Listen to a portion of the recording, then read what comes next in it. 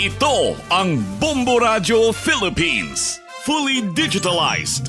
Numero 1 sa balita, komentaryo, drama at serbisyo publiko. Bombo Radio Philippines. Bombo Radio Philippines. Unmatched. Number 1 and most trusted source of news and information.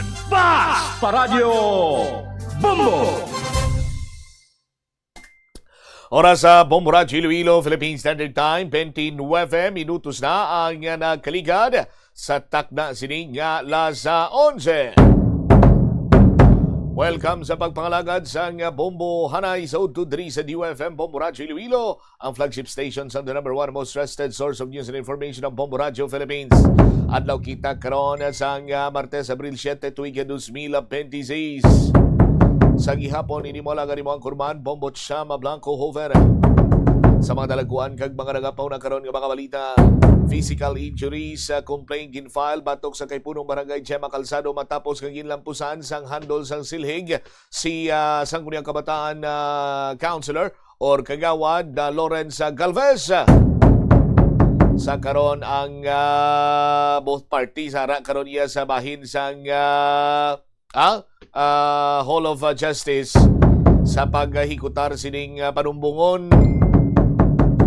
Samtang si former Mayor Jan Patrick Mabilog ginkondinar man ang natabo nga pangsakit ni punong barangay Gemma Calzado sa SK Kagawad. Suno pa iya sa anay alkalde sinya bisan din mo lang ang gulong lang tawon na wagi niya sa nga insakto dre sa lagi ni hilabi pa kon ini ang komiter batok sa isa iya ka batok sa isa iya ka makabing naton bata or member sa Sangguniang Kabataan. Samtang si punong barangay Rubian hiyangga naman sa Banuyaw, La Paz, ginakontra ang caption o social media post ni Congresswoman Jan Baronda nga daw kasubong yung gina-generalize ang mamalidha ang tanan siniyang mga punong barangay o tiambal sang punong barangay sa barangay Banuyaw, La Paz, hindi man kuntani pag-i-generalize kay hindi man mo sina ang pamalakad sang iban sining mga punong barangay. Ang sala sang isa hindi kuno sala sang tanan. Samtang subong man ngadlaw sa ton sining mga kabumbo, amo ni lang masaming mabatian nato now. Good morning, good afternoon, mayong aga, good noon, mayong udto, mga idol, mga kakun ano-ano lang dira. Another day, another oil price hike. Sa ton sining mga kasimanwa diri sa syudad sa Iloilo, nagalabot na sa 140 pesos, 140 pesos ang presyo sa produktong petrolyo nga krudo sa mga gasoline stations diri sa bahin sa syudad sa Iloilo. Ining 140 pesos per liter sa krudo ang mambal pagani naton nga so far mo ni ang pinakabulubarato sa tanano. Sa ton sining mga kasimanwa, ang ila sini iyang gasolina ang unleaded nagahampak lang sa 91 pesos and 60 centavos, 91 pesos and 60 centavos. Sa ton sining mga kasimanwa, pero kung lang taon mo naman sa iban sining lugar diri sa bahin sa syudad sa Iloilo, way man nagapalaryo ang ila sining karon niya nga presyoanay matapos nga may another movement naman. May another movement naman sa presyo sa produktong petrolyo sinigin lamang adlaw, sining aga ginapatuman sa mga oil or gasoline stations. Sa ton sining mga kasimanwa, kagabi daw mala daw kasubong iyang mayara lang sa prosesyon ang malaba sining linya sa mga salakyan nga nagatuyo nga maghingagaw sa mas bulo barato nga presyo sa produktong petrolyo. Rason nga ti bisan ang iban sini gani iya nagaplamarok ng ila sini nga mata kay tigin pulawan nila nga maghulat iban sa mga kabumbo naton ti way gin makagwanta nagapalauli kag ginpiling nga subong na lang adlaw nga magpatughong sa aton sini karon iya nga mga kabumbo. Kung sadto anay mayara sang hurubaton nga time is gold, subong iya ang hurubaton diesel is gold. Sa aton sini nga mga kasimanwa. Kay tumanagid ka mahal ang presyo sa produktong petrolyo, kagway sang kasiguraduhan kung bala kutob lang ni sa 140, 150, 160, 170. Why kita makaibalo basi bala kon sa mga sunod sini iya nga mga sinimana magapanglakaak pag ang presyo sini. Hasta iya nga maglabot punto nga taga 200 ang kada litro sa nga krudo, sa 140 gani nga pinakbarato na. Manutisyaran nyo subong sa mga mayor nga dalanon diri sa palibot sa syudad sa Iloilo nga halos ang nagalambor dahil ang mga salakyan kung hindi e-bike kag e-trike. Mga pribado sini nga mga salakyan malaka-laka subong ang mga public utility vehicle, malaka-laka subong ang mga modernized jeepney, malaka-laka man ang traditional jeepney. Hindi man sila makasustener mo, hindi man sila siling iyang sarangan gid sini nila sa aton sini nga mga kabumbo. Kay kung isip-isipon ta, pila gid ang income sa isa iya ka driver sa public utility jeepney abe, bisan sa bahin na lang sa traditional jeepney. Sa aton sini nga mga kabumbo, how much more sa mga cooperative run nga mga transport group sa mga miyembro sa kooperatiba, tinagabalakuon tapos nagailigod na ni sila sa karon sa Matinion sa aton sini Kasimanwa. Amo manigani karon ang ginahambal bala nga makailinit pero do makahalamutan manaw nga ginapakita iya nga mga lihok sa aton sini matagas nga opisyal, kay mas ginapaligban pa iya sa karon sini nila kung paano dipinsahan ining mga nagalapta nga balita nga mayara sa malain sini ang estado kuno ang kayong lawas ang aton sini nga presidente. Pero sa aton sini nga mga kabumbo, malain man kung sa maayong estado sa iya sini nga kayong lawas sa aton sini matag palamati ara sa aton sini nga konstitusyon nga nagakadapat ipabalo sa publiko sang presidente kung ano gid man ang matuntun nga estado sang iya sini nga ikayong lawas.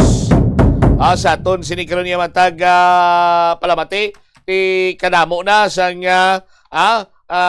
mambal nato nabi karon ginapaningwaan nga ipabutyag o ipabalo ipakita nga mayo ang mayong kaimtangan sa aton sini nga presidente. May mga file video man niya nga nagalapta sa aton sini nga mga kabumbo nga nagadaho sa pilirmahan si anhing Senator Juan Ponce Enrile sa kay Presidenta Bongbong Marcos.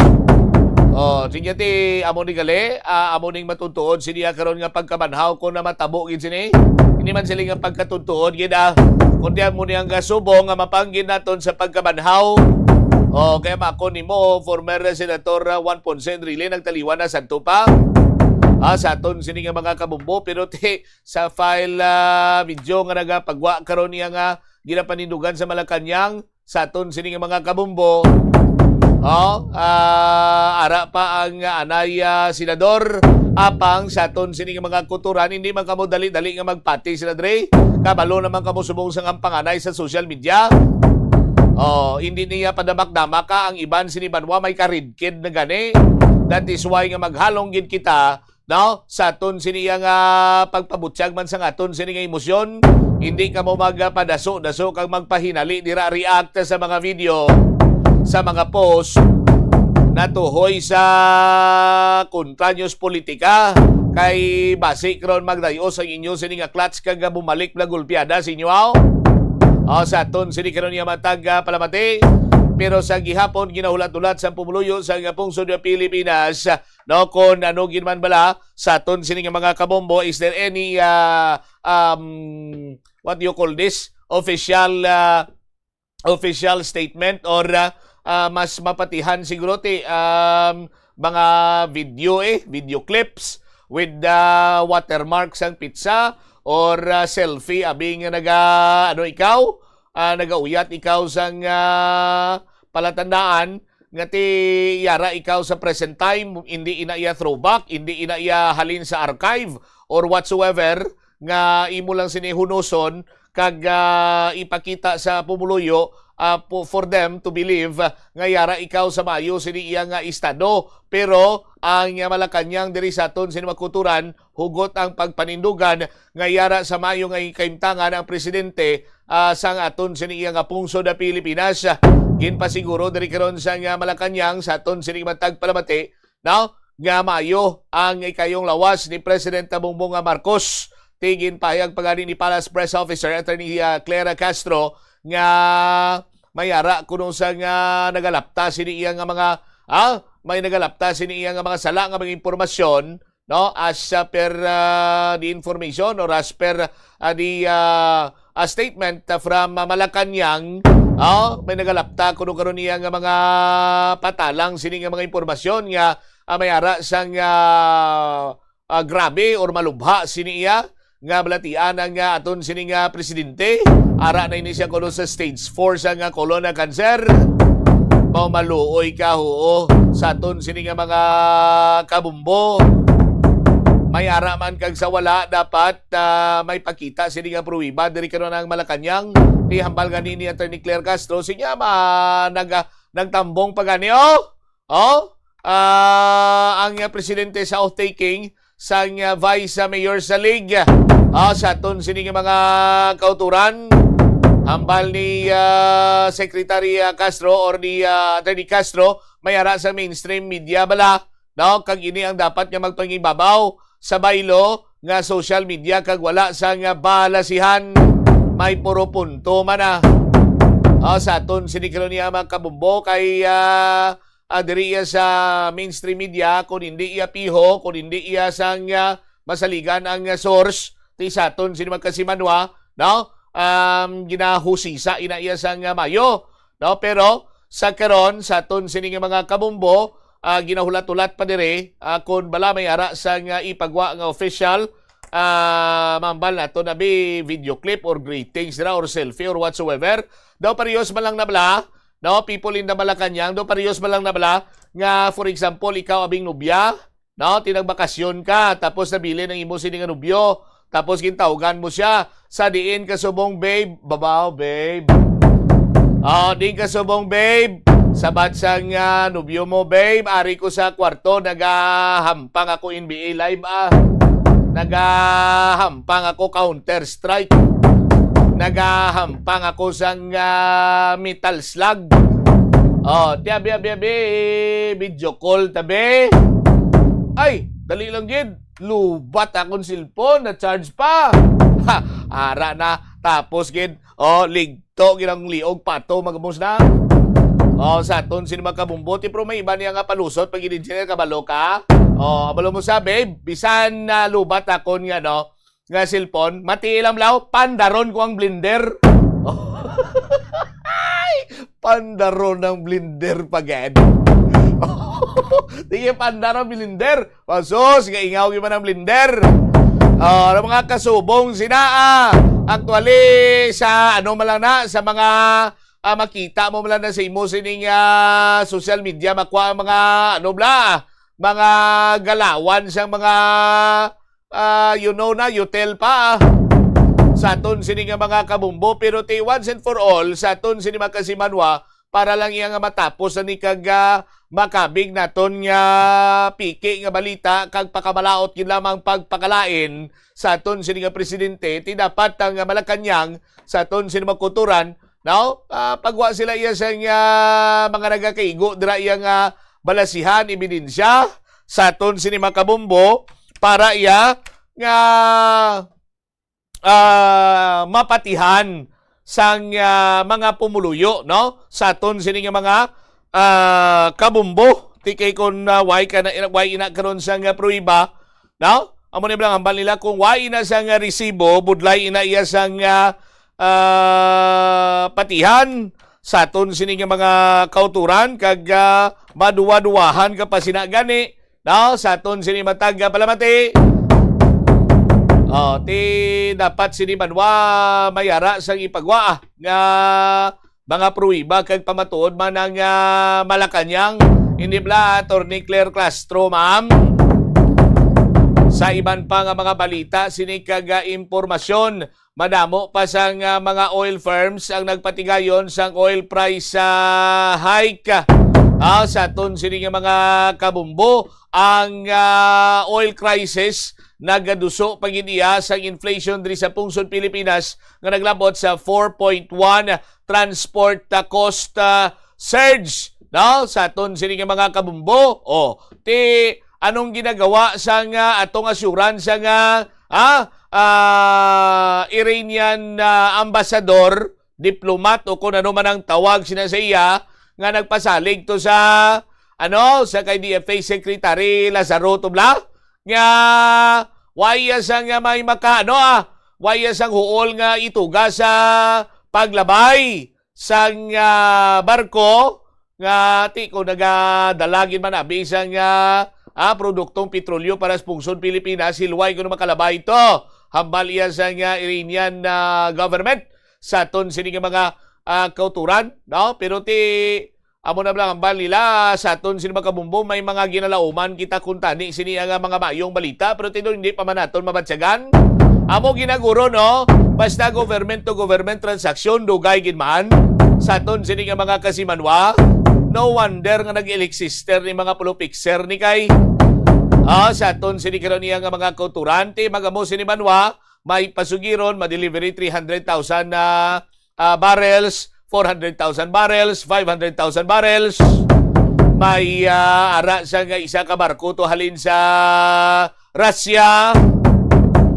Pero ti sa aton sino mga kabumbo, ti padayon niya nga nagasaka presyo sa produkto petrolyo. Lakip na sinadri ang inflation rate mga biyan nga yagara naglabot sa 4.1% sa March 2026 bangod man sa madasig sini nga pagsaka sa transport cost. Sandig ini sa latest survey nga ginpatigayon sa Philippine Statistics Authority, no? Malapit sa double ang doble ang gin-increase sa inflation rate sa February 2026 nga naglabot sa 2.4%. Ang inflation rate naman sa March 2025 was at 8 or 1.8%. Ang pinagkataas since July ini sa aton sini nga mga kabumbo nga kung saan nakitaan man ang rapid increase sa food inflation. Ang latest inflation naglapaw na sa target sa gobyerno nga yara lamang sa 2% tubtob 4%.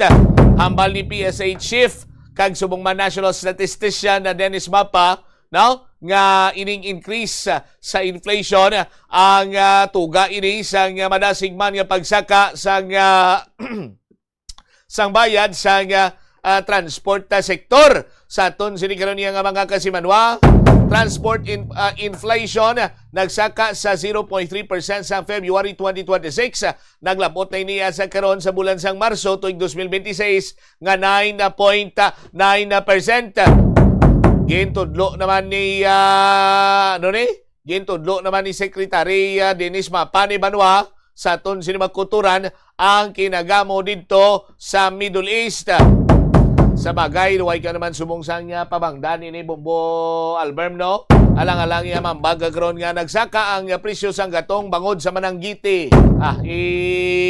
Kauitan ka sang garab sa Mananggiti gron lain pang dangtan mus na sa aton sinikron niya nga mga kuturan. Ti simple, syempre kasimple man lang sa inyo payag sa aton sining gobyerno mo. Inibot silingon nga may nag-abot na sining crudo ma-deliver na dayon. Hindi mo silingon nga may nag-abot na sining crudo sang nagligad to ara na subong sa inyo siniya nga mga gasoline stations. Tikon wala pa kag paano ini ginahimo sa aton sinimang kuturan. Ano gusto nyo mga pumuluyon dari Pungsod Pilipinas, magsagad na lang kay Inigod, magsagad na lang kay Nantos. Sa aton sining mga kasimanwa, bisan pa paano nakabulig-bulig man ini mga ayuda nagikan sa aton sin local government unit para sa mga drivero. And by the way, sa aton sin magkuturan magasugod na buwas kadlaw ang pag-release man sang ayuda para sa mga tricycle drivers. Sa aton sinimatag palamati ining na schedule to lang April 8 5,000 pesos ayuda from the Department of Social Welfare and Development. Sa aton sining mga kasimanwa gintulinan ang local government unit nga magpatigayon sang pagpanghusisa, pag-counter check. At the same time, may mga balasihan nagika naman karon sa Land Transportation Franchising and Regulatory Board para iyang mapasiguro nga waisang may makaganar dira sa pinaagi sini nga hindi mayo or bukod mayad. Sa aton sini makasimanwa din pagasundan ini manwa sang Abril 9, no? Tagtaganay sang fuel subsidy pero ang pagtughong sini will be on April 10 and 11. Sa aton sini karon niya nga mga kabumbo. Ang food kag non-alcoholic beverages sector nag-record sang second highest contributor sa increase sang inflation nga kung sa diin halin sa 1.8% na gimo sini lamang February 2026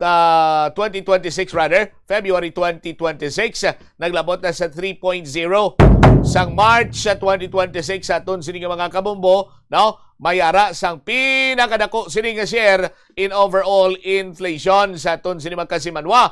Ang biggest contributor sinadri amo ang food inflation nga kung sa diin nagasaka ang rice index sa aton sini nga mga kabombo. Ang mga fully registered kag possible or positive inflation rate for the first time sa masobra isa ka tuig.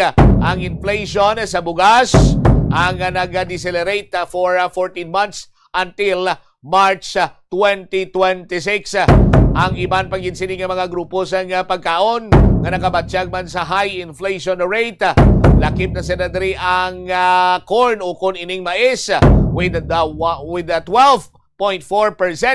Ginasundan sang flour nga 9.4%, bread and other bakery products, pasta products and other cereals at 2.5% from 2.4%. Oil and fats 8.9% from 8.8%. Kung prutas naman niya banwa, halin iya sa 38 na porsyento, 51 ginsubongo porsyento.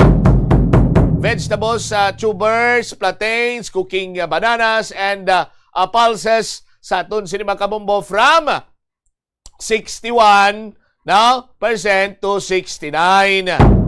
Samtang ang housing kag water, electricity, gas kag pila pa ka mga fuel ang nagsaka man siyang 4.3%, no? Sa itong bulan sa Marso kag 3.5% sa bulan sa Pebrero. May ara man sang sa aton sini nga mga kasimanwa, may ara man niya sang gilayon sini nabawi ang inflation sa bahin karon niya sa mga negosyante, no? Sa aton sini makuturan samtang dire ang Department of Economy, Planning and Development o kon ining DepDev nagpahayag nga ang gobyerno mag-roll out sa measure to mitigate sa impact sa inflation lakip ng pag-provide sa fuel subsidy kag energy oil procurements. Ano ni nga talatapan sa gobyerno ganine? Department of Department of Development, Planning and Development, Department of Economy and Planning and Development. Sa aton sini makuturan o pang nahulat nyo, snow. Matupa ang snow kag among paghikutar nyo sini. Dapat sini gani banwa mo tublambal kung gina-preparahan. Gina-preparahan, hindi kaya magkinaran-karan lang kita iya sa tion nga yara na ang problema karon. Kag ining problema sa aton sini makabombo ko nang kilala ko pa iya problema nato na bumbutsam. Now sa produktong petrolyo mayo tani kung nagapaukoy lamang. Paiway gitana nagapaukoy but silingon sinabong po Albert nagapaimuyong, no? Sa ano na siya, tinaga na sa mga kapisnon. Paukoy nagapaimuyong, niway nagapaimuyong kay kada simana iniya nagasnabad, nagatumbo-tumbo. Mataas na sa subong tumumbo, tigita mo 140 na ang kada litro sang krudo. sa aton sini nga mga kabumbo. Damo karon na nagapamangkot sa to matilawan ang hambal sa Department of Energy nga 300,000 barrel. Naubos na to, nakatilaw na kami. Ang another round sa 400,000 barrel sa produktong petrolyo sa din na to, no? Natig-ab na namon. Sa aton sini magkasimanwa pero sa karon amo na ang aton siniyang problema. Why sa gyapon pagbahar sa presyo sa produktong petrolyo. Pag yan naman lang kita na sa whereas ang mga opisyalis ng gobyerno, mambal na sila. Whereas, hindi pa namon pang-deliver in Subong kay may mga ginahibo pa kami. Whereas, ngati may bilin pa man dira sa tagsa, sininyo iyag ka mga supply, iturutughong lang anay. Whereas, kadamo lang sa mga ulo whereas mo na gani nga katalaka magpamati. Sini mga whereas, ang kinanglan subong ng sang pungsod na Pilipinas, ang isa iyang katawo nga makambal, or bisan damo man sila, amo ni oras may gatong kita, amo ni oras ipanghatag, may ayuda, may bulig, magluwas sila dila sa aton, sila magkuturan, nga hatagan sa nagakigo kapag tamo ng mga bululigan, may mga paghikot man nga ang mga pigado sa pigado hindi na mabudlayan hindi na mabudlayan pagid. Ay, nano ni naman nagaslabit sa tutulan tao. Nagambal lagi ko ginang hindi ta mahaw ka anong aton nga pamahaw ginain sila may Mediterranean breakfast to, no? No? Mediterranean breakfast ang sa ano giniguro sa ato ba lang El Niño de la Fuego itong uga di pa El Niño ka ba pasosyalo nung pa uga lang imusudan sa aton walang kilala ko pa. Ano imo nga pamahaw? Sun-dried squid. Wow! Bonggaitan. Magarbuhang production. Pag tuki mo sa nga tinakluban mo na. Binulad lang nga lukos. Uga nga lukos. My goodness. Pero sa aton sino makasimanwa. Ano naman na ihansubong ang panyaga na to na Bombo Alberm? Sige lang, dali lang, pero ari sureball giniya kinauyatan na naton sa sinimatinion ang pangalan sa aton sininga Buena Manu Salvo Special Draw Winner. Buena Manu Salvo. Narito ang nanalo ng special prize ng Bombo 60th Anniversary Exclusive Edition na AM/FM Transistor Radio plus 500 pesos cash. Atensyon sa ari na kita. Nagkakasing-kasing aton winner. Kung may nagalabutan ay dira sa inyo kagabi, subong ya may winner dira. Atensyon sa mga taga-kasing-kasing mulo. Abi ko na maalangan pa ang winner kay ato masulong justice hindi gali. Lain sa aton sini mga kabombo. Ang aton sini nga winner para sa special draw. Ang premyo gali by the way, premyo is limited edition nga transistor radio. May flashlight, LED light, pwede sa battery, pwede sa kuryente, rechargeable pa ini. Ginpahimo, gininibanwa, exclusive para iya sa Bombo Radio. May kantanan sa nagihilapit sini naton nga 60th founding anniversary. Labi kag labaw sa tanan, kampiyon ang iya sini nga pinakadabis-dabis gid nga feature, wala na lansang sa isa lamang ka estasyonan kag 500 pesos cash. Congratulations gikan sa kasing-kasing mulo 65 anyos, proof of purchase Mr. Chips ukon iya sa Universal Rubina Corporation. Congratulations Ruth Paragon Galvan. Ginawi ka ni Bombo Cham. 58 minutos sa kaligad sa tak ng alaw na. Dapat sa sulod sa 24 oras maklaim mo ng imo sa nga premyo nga nagahulat na sa imo diri sa istasyon sa nga Bombo Radio. Kung nara ka landas dalom kag nabatian mo saka lang ni kay hatag ta ang limited edition nga radyo ka plus 500 pesos cash. Sa liwat, congratulations Ruth Paragon sa Ruth Paragon Galvan sa kasing-kasing molo, proof of purchase URC, edad 65 anyos. Detalye sa madalakuan kag mga nagapunag karon nga mga balita balikan ta sa mga pagpalayag sa Bombo Aray sa Udto pagkatapos ang Bombo Network News.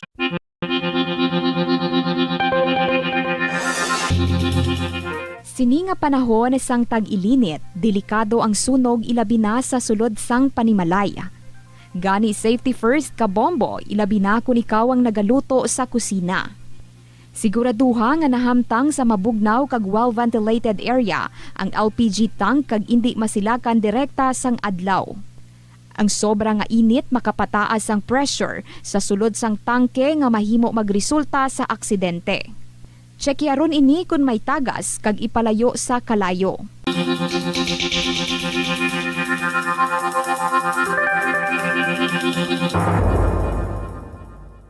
Sa pagbugtaw mo sa aga, cold baladayon nga tubig ang imo ginainom? Ay, dali lang, wait a minute, para sa ininit. Suno kay Dr. Deborah Weatherspoon, isa ka advanced practice nurse, mas maayo nga mag-inom sang alabaab nga tubig sa aga. Paathag ni Weatherspoon, iniya nagabulig sa lawas nga magpagwa sang toxins kag naga-improve sang imo blood circulation. Sa mga babayi, ang pag-inom sang alabaab nga tubig ay nagabulig man kung ikaw nagasuprer sang period cramps. Kabombo! Yari ang isa ka energies. Dapat Ito ang Bombo Radio Philippines. Fully digitalized. Numero 1 sa balita, komentaryo, drama at serbisyo publiko. Bombo Radio Philippines. Bombo Radio Philippines. Unmatched. Number 1 and most trusted source of news and information. Basta Radio Bombo.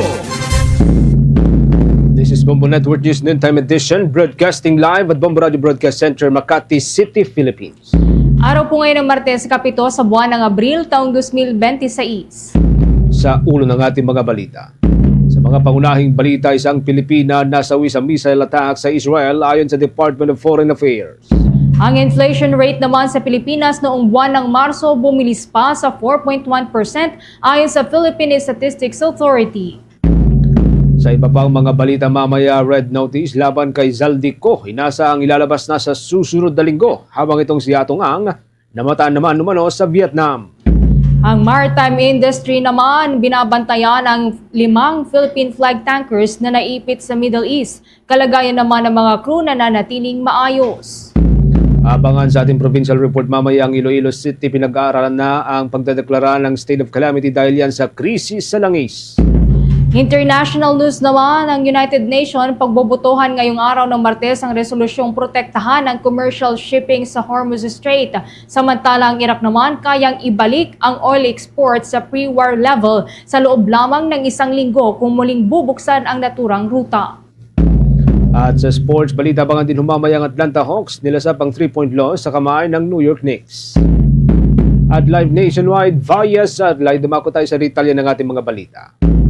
Ipinahayag ng Department of Foreign Affairs ang matinding pagdadalamhati sa pagkasawi ng isang Filipina matapos tamaan ng missile attack ang isang tirahan sa may Haifa sa Israel noong gabi ng Abril 5. Nasawi rin sa insidente ang kanyang asawang Israeli at matandang biyanan. Ayon sa Department of Foreign Affairs, agad na ipinaalam ng embahada sa Tel Aviv ang pangyayari sa pamilya ng biktima at kasalukuyang nagbibigay ng lahat ng kinakailangang tulong kabilang ng pagsasaayos para sa pinakamabilis na repatriation ng kanyang mga labi sa kabila ng mahirap na sitwasyon sa paglalakbay sa rehiyon. Humiling ang pamilya ng pribadong panahon upang makapagluksa ng tahimik. Sa kanyang pahayag, binigyang diin ng Foreign Affairs Department na pakikiisa sa Filipino community sa panalangin para sa kanyang kaluluwa o sa kaluluwa ng Pilipinang nasawi at sa lakas ng kanyang pamilya sa gitna pa rin po yan ng matinding pagkawala. Ang Haifa, mga kaumbo, ay isa sa mga pinakamalaking lungsod sa Israel na matatagpuan sa hilagang bahagi ng naturang bansa. Sa mga nakalipas na taon, ito ay naging target ng ilang missile attacks kaugnay ng patuloy na tensyon sa naturang rehiyon. Ang Foreign Affairs Department naman ay may mandato na tiyakin ang kaligtasan at kapakanan ng mga Pilipino na nasa ibang bansa, kabilang ditong pagbibigay ng tulong sa mga biktima ng kaguluhan o biktima ng mga sakuna. Sa kasaysayan, ang Pilipinas ay aktibong nakikilahok sa mga usapin ng kapayapaan sa seguridad sa gitnang silangan, lalo na dahil sa malaking bilang ng mga overseas Filipino workers na naninirahan at nagtatrabaho sa rehiyon.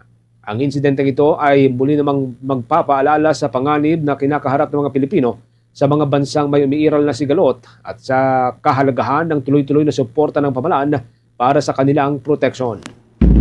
Sa ibang balita naman, bumilis pa sa 4.1% ang inflation rate o antas o bilis ng pagtaas ng pangkalahatang presyo ng mga bilihin at serbisyo sa bansa noong buwan ng Marso. Ayon po yan sa Philippine Statistics Authority. Ito ay kasabay pa rin ng pagsipa ng presyo ng langis at transportasyon sa bansa. Ito ay mas mabilis kung ikukumpara sa 2.4% na naitalang inflation rate noong buwan ng Pebrero ng kasalukuyang taon. Bahagyang lumagpas din ito sa 2% hanggang 4% na target inflation na itinakda ng pamahalaan at sa forecast range ng Bangko Sentral ng Pilipinas. Sa isang pulong balitaan ngayong araw, inihayag ni PSA Undersecretary at National Statistician Claire Dennis Mapa na ang inflation noong Marso ng taong kasalukuyan ay pinakamabilis na naitala sa nakalipas na halos 2 taon o mula Hulyo ng taong 2024. Kung saan pumalo ang inflation sa 4.4%. Isa sa pangunahing nakaambag sa overall inflation noong buwan ng Marso ay ang transport commodity na nasa 9.9% na pinakamataas na nakalipas na 3 taon. Tumaas din ang presyo ng langis mula nang maglunsad ng digmaan ng Amerika at Israel laban sa Iran noong Pebrero 28. Ayon sa PSA chief, simula noon, tumaas na ang presyo ng gasolina, diesel, gayon din ang singil sa kuryente. Kaugnay niyan, narito pa ang bahagi ng pagpapaliwanag ni PSA Undersecretary Claire Dennis Mapa. Ang ating na-record ngayong March as reported, ang transport commodity group natin ay may 9.9% inflation rate. Ang higher than 9.9 ay na-record natin noong January 2023 kung saan yung transport commodity group ay nagkaroon ng 11.1% inflation. So mula 2023 siguro mga 3 years and 2 months. Ang gasoline natin 27.3 itong March 2026, highest ito since September 2022 kung saan 27.7% ang ating gasoline inflation rate. Para naman sa diesel, ang ating diesel ngayong itong nakaraang buwan ng Marso, ang inflation niya ay nasa 59.5% at highest ito mula September 2022 rin kung saan ang diesel inflation ay naitala sa 74.2%. Bahagi po yan ang pagpapaliwanag ni PSA Undersecretary Claire Dennis Mapa. Sa ibang balita mga kabombo, ang Maritime Industry Authority binabantayan ang 5 Philippine flag tankers na naipit doon sa may gitnang silangan habang yung pag-inspection sa mga domestic ship ng Pilipinas para kung makaiwas sa anumang maritime incident, nagpapatuloy din. May update po dyan si Bomboy Isa Cotonera. Patuloy na minomonitor ng Maritime Industry Authority o Marina ang 5 Philippine flag tankers na hindi pa rin makabiyahe matapos maipit sa mga itinuturing na danger zones sa Middle East. Ayon sa ahensya, nananatiling nakahinto ang mga barko mula pa noong sumiklab ang tensyon at gera sa rehiyon noong huling bahagi ng Pebrero na nakaapekto sa galaw ng mga sasakyang pandagat sa ilang kritikal na ruta. Ang 5 tanker ay bahagi ng kabuuang 16 na oil at chemical tankers na rehistrado sa Pilipinas, ngunit nag-ooperate sa iba't ibang bahagi ng mundo. Sinabi ni Maritime Industry Authority spokesperson Director Luisito de los Santos na agad na nagpadala ng komunikasyon si Administrator Sonia Malaluan sa Department of Foreign Affairs upang makipag-ugnayan sa mga kaukulang otoridad sa ibang bansa at matiyak ang ligtas na pagdaan ng mga barko sa kanilang ruta. Bagaman hindi kinumpirma kung eksaktong nasa Strait of Hormuz ang mga tanker, binigyan diin ng opisyal na kabilang ito sa mga sensitibong ruta na apektado ng tensyon, kung saan mahigpit ang pagbabantay dahil sa banta sa seguridad at kaligtasan ng mga barko. Dagdag pa ng kagawaran, patuloy ang kanilang pakikipag-ugnayan sa mga shipping company at kapitan ng mga barko upang malaman ang pinakabagong sitwasyon ng mga tanker, kabilang ang supply, kondisyon ng mga makina at kalagayan ng mga tripulante. Nilinaw rin ng ahensya na bagaman Philippine flag ang mga barko, hindi Pilipinas ang kanilang destinasyon kundi ibang bansa tulad ng China. Kaya't nakadepende rin ang kanilang paglalayag sa pahintulot at kondisyon ng mga rutang kanilang daraanan. Sa ngayon, tiniyak ng Maritime Industry Authority na nanatiling ligtas sa mga crew ng 5 tanker batay sa kanilang monitoring, habang patuloy na minamatyaga ng sitwasyon sa Middle East upang agad makapagbigay ng tulong sakaling kinakailangan. Samantala, tiniyak din ng kagawaran na tuloy-tuloy ang kanilang isinasagawang inspeksyon sa mga passenger vessels naman upang matiyak na seaworthy ang mga ito at maiwasan ang anumang maritime incidents. Kabilang sa kanilang sinusuri ang kondisyon ng barko, kaligtasan ng makina, sapat na life-saving equipment at pagsunod ng mga operator sa umiiral na safety standards. Mahigpit ding binabantayan ng tamang bilang ng mga pasahero upang maiwasan ang overloading. To ensure na yung mga nag-feature out sa mga maritime incidents ay nakukompleto po natin ang kanilang records, at kung mapatunayan po na may mga previous na mga deficiencies o kaya mga violations in the past, mas paiigtingin pa po natin ang inspection to ensure na yung compliance niya ay naaayon po sa standards po ng maritime safety regulations dito sa Pilipinas. Mula sa lungsod ng Maynila, ito si Bombo Isa Cotoner, and this is Bombo Radio Philippines, the #1 and most trusted source of news and information. Basta Radyo Bombo. Dako naman po tayo dyan sa mababang kapulungan ng Kongreso. Nasa 13 komite magpupulong bukas para tugunan ang krisis sa presyo ng langis. Kaugnayan, kumuha pa tayo ng karagdagang detalye sa pag-uulat ni Bombo Annalise Soberano.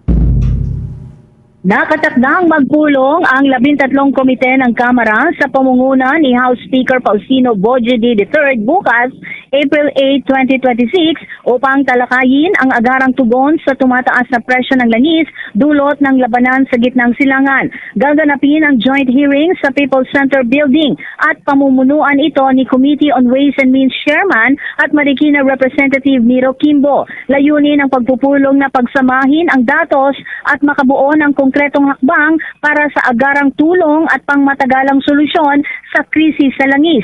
Tatalakayin din ang supply ng enerhiya, epekto nito sa ekonomiya at posibleng mga polisiya.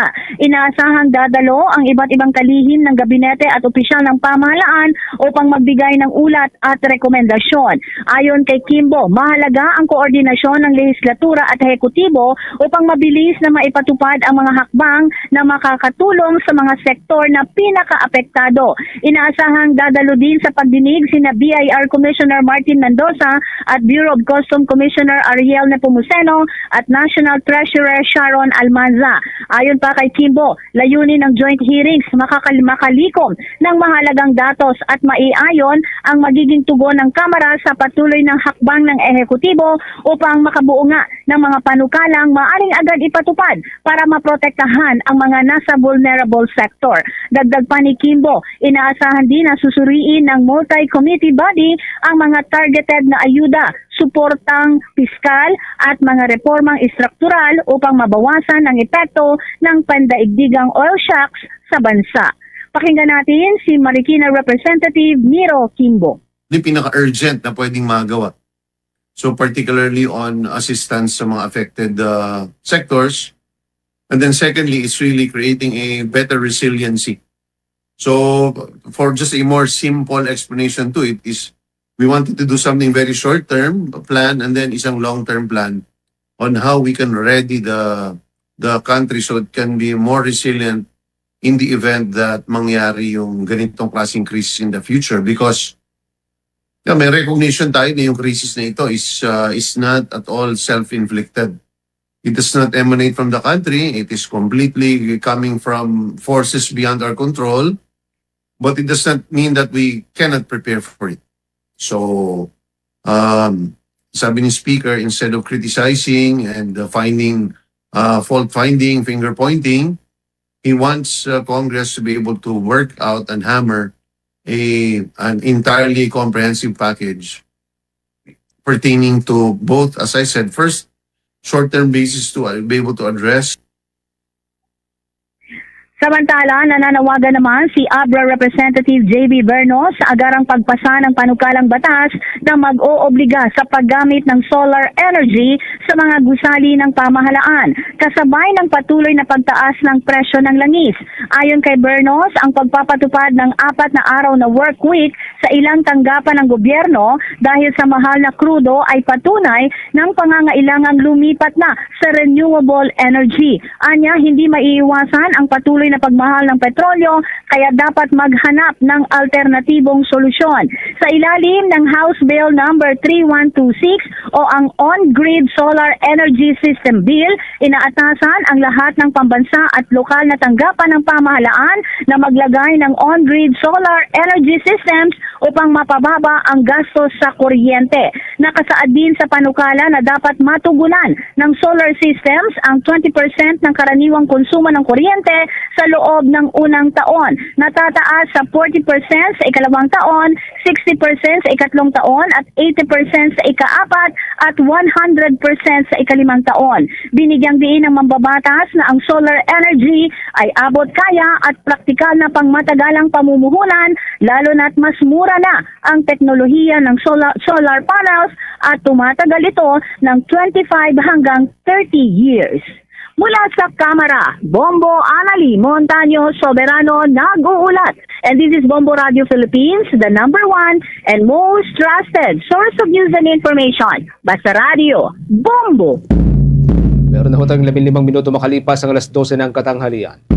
Sa ibang mga development po tayo, inasahan na ng Department of Interior and Local Government na tuluyan ng ilalabas ang red notice mula sa International Criminal Police Organization o kilala po sa pinaikling tawag na Interpol laban kay dating Bicol Party List Representative Zaldi Co. Ayon kay Interior Secretary Juanito Victor o Jan Vic Rimulya, ito'y kasunod ng pag-apply ng Philippine government ng notice laban sa dating mambabatas. Ayon pa sa kalihim, nanatili pa rin ang dating mambabatas doon sa may Portugal at hindi na inasahan pang magtutungo siya sa ibang mga bansa. Kung babalikan ay nitong Nobyembre ng nakalipas na taon, naglabas na ng blue notice ang International Police laban kay Co para sa iba pang mga impormasyon hinggil sa kanyang pagkakilanlan at kung nasaan ang kanyang eksaktong lokasyon. Napawang may mga kaugnayan pa rin po ito doon sa kinakarap niyang kaso o yung kanyang pagkakaugnay sa flood control scandal. Samantala, tiniyak naman ng pamahalaan na sa kabila ng mga kasalukuyang issue at krisis na kinakaharap ng Pilipinas, hindi pa rin daw makakalimutan ang mga nauna ng issue kaugnay sa flood control scandal at siniguro na papanagutin sa ilalim ng batas ang mga personalidad na nasa likod ng naturang skandalo. Kasalukuyan nang nakikipag-ugnayan sa mga Vietnamese counterparts ang mga law enforcement agency ng Pilipinas matapos na may ulat na namataan sa Vietnam ang puganting businessman na pangunahing sospek sa kaso ng missing sa Bungeros na si Charlie Atong Ang. Ayon kay Department of the Interior and Local Government Secretary John Vic Rimulya, gumagawa na ng mga diplomatic efforts ang pamahalaan para sa pakikipag-usap sa mga otoridad ng Vietnam para masilip ang kanilang immigration record upang masiguro kung talaga bang nasa bansa ang most wanted na si Atong Ang. Anya, mabilis lamang na malalaman ang resulta at kumpirmasyon kung nasa Vietnam nga si Ang dahil sa mga nagpapatuloy na pakikipag-ugnayan ni Philippine National Police Chief Police General Jose Melencio Nartatis Jr. sa mga otoridad ng naturang bansa. Samantala, sinisilip naman ng posibleng nakalabas na ng Pilipinas si Ang sa pamamagitan ng backdoor sa Mindanao patungo sa Malaysia ilang linggo matapos na lumabas ang warrant of arrest laban sa kanya. Sa ngayon, nakikipag-ugnayan na rin ang DILG at iba pang katuwang na ahensya para sa pag-i-issue ng red notice laban kay Ang para sa agarang pagkaka-aresto niya. Sa iba pang mga updates, ilinaw ng Philippine National Police na walang direktang koneksyon sa pagitan ng pagtaas ng presyo ng langis sa mga kasalukuyang nangyayari na krimen sa buong bansa. Paliwanag ng tagapagsalita ng Philippine National Police, si Police Brigadier General Randolph Duaño, hindi pa nakakapagrehistro ang pulisya ng pagtaas ng mga krimen mula nung nagkaroon ng krisis sa langis dito sa Pilipinas. Sa katunayan niya, bumaba pa ang bilang ng mga krimen na naitatala sa buong bansa sa kabila po yan ng mga serye ng big-time price hike sa langis. tulad yan ng mga insidente ng pagnanakaw. Tinukoy ng general ang kasalukuyang datos ng pambansang pulisya na bumaba sa 3% ang robbery incident sa buong Pilipinas mula noong nagsimula ang krisis, habang 13% naman ang ibinaba ng theft cases. Nanindigan ng general na hindi nakakaapekto sa mga krimen na nangyayari sa Pilipinas ang pagtaas ng presyo ng mga bilihin, ngunit patuloy niya itong binabantayan ng pulisya. Sa kasalukuyan, umabot na sa 13 personalidad ang naaresto ng pambansang pulisya at nasampahan ng kaso na munoy nanamantala sa kasalukuyang krisis. Ang mga naturang individual ay naaresto dahil sa iba't ibang krimen tulad po ng profiteering, ang hoarding at iba pang kaugnay na kaso. Samantala, dako po tayo dyan sa may Office of the Ombudsman. May babala ang Ombudsman kay House Secretary General Cheloy Garafil ukol yan sa sampina para makuha ang kopya ng State of Assets, Liabilities and Net Worth ng ilang tauhan at miyembro ng Kongreso. Kaugnay niyan, kumuha pa tayo ng karagdagang detalye mamaya sa ating pong kasamahan dyan na si Grant Hilario. Samantala, dumako po muna tayo sa iba pang balita. 19 na minuto makalipas ang alas 12 ng katanghalian. Tumaas pa ang inventory ng bigas sa Pilipinas nitong buwan ng Marso ng taong kasalukuyan. Sa updated report na nilabas ng Philippine Statistics Authority, mga kabombo, pumalo ho sa 1.88 million metric tons ang kabuang stock ng bigas sa buong bansa sa naturang buwan. Mas mataas po ito kumpara o ng 16.5% kumpara sa rice inventory noong March 2025. Umabot lamang ng 1.61 million metric tons. Malaking bahagi ng tumaas na stock ay mula po sa National Food Authority. Tumaas ang stock ng naturang ahensya sa mga bodega ho nito ng halos sa 35% o 35%. Tumaas din ng 15.9 o halos 16% ang stock ng bigas sa mga household o sa mga kabahayan, habang 6.9% o halos 7% naman ang itinaas ng mga inventaryo mula sa commercial sector. Sa kabila po nito ay lumalabas na ang stock ng bigas sa Pilipinas sa naturang buwan ay mas mababa pa rin ng 11.1%. Yan po ay kung ikukumpara sa inventaryo sa sinundan nitong buwan na buwan ng Pebrero. Samantala, mariing tinutulan naman ng Samahan ng Progresibong Kabataan o SPARC ang Safer Cities Initiative ng DILG sa Metro Manila na anilay anti-poor at madaling mauwi sa pang-aabuso ng kapangyarihan.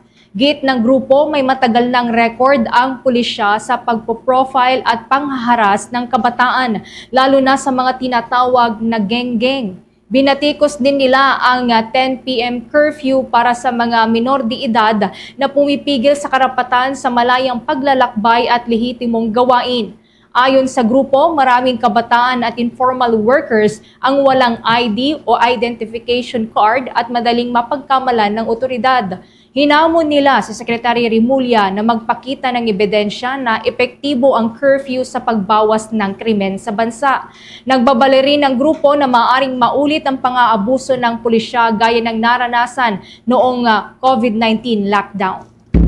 Kaugnay po ng balitang yan, update po tayo mamaya mula po sa may Quezon City Police District, mga kabumbo. Kasi mula ko noong inilabas ng Interior and Local Government Secretary ang naturang kautusan ay hanggang sa halos 100 individual na po yung naaresto ng kapulisan, mga kabombo. No? Kaugnay pa rin po yan sa pagbabawal hunong pag-iinom sa labas after ng 10 p.m. o alas 10 ng gabi. Mamaya, abangan po mamaya ang ating panayam sa Quezon City Police District.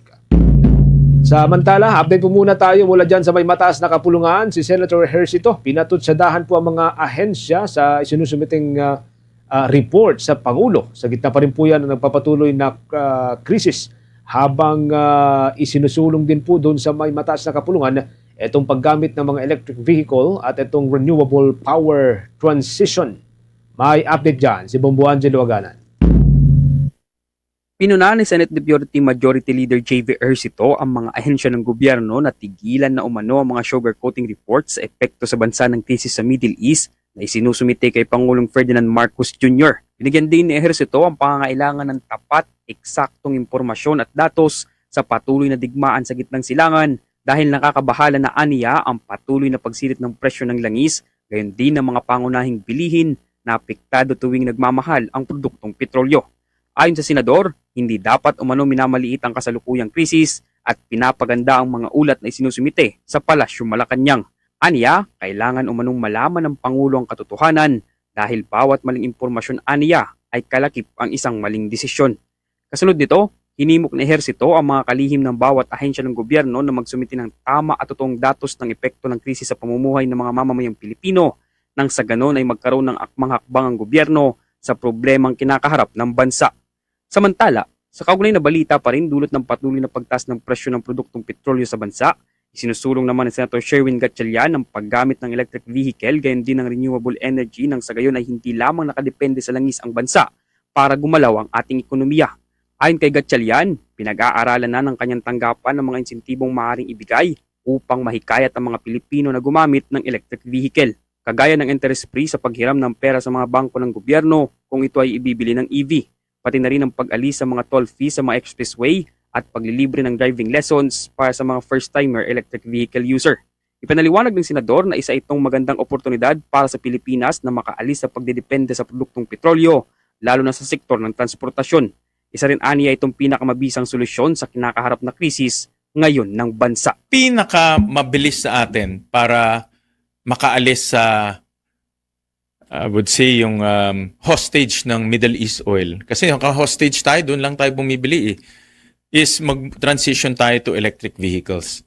That's the fastest way. Kasi sa ating bansa, almost, I think, 70 to 80% ng imported petroleum natin pumupunta sa transportation.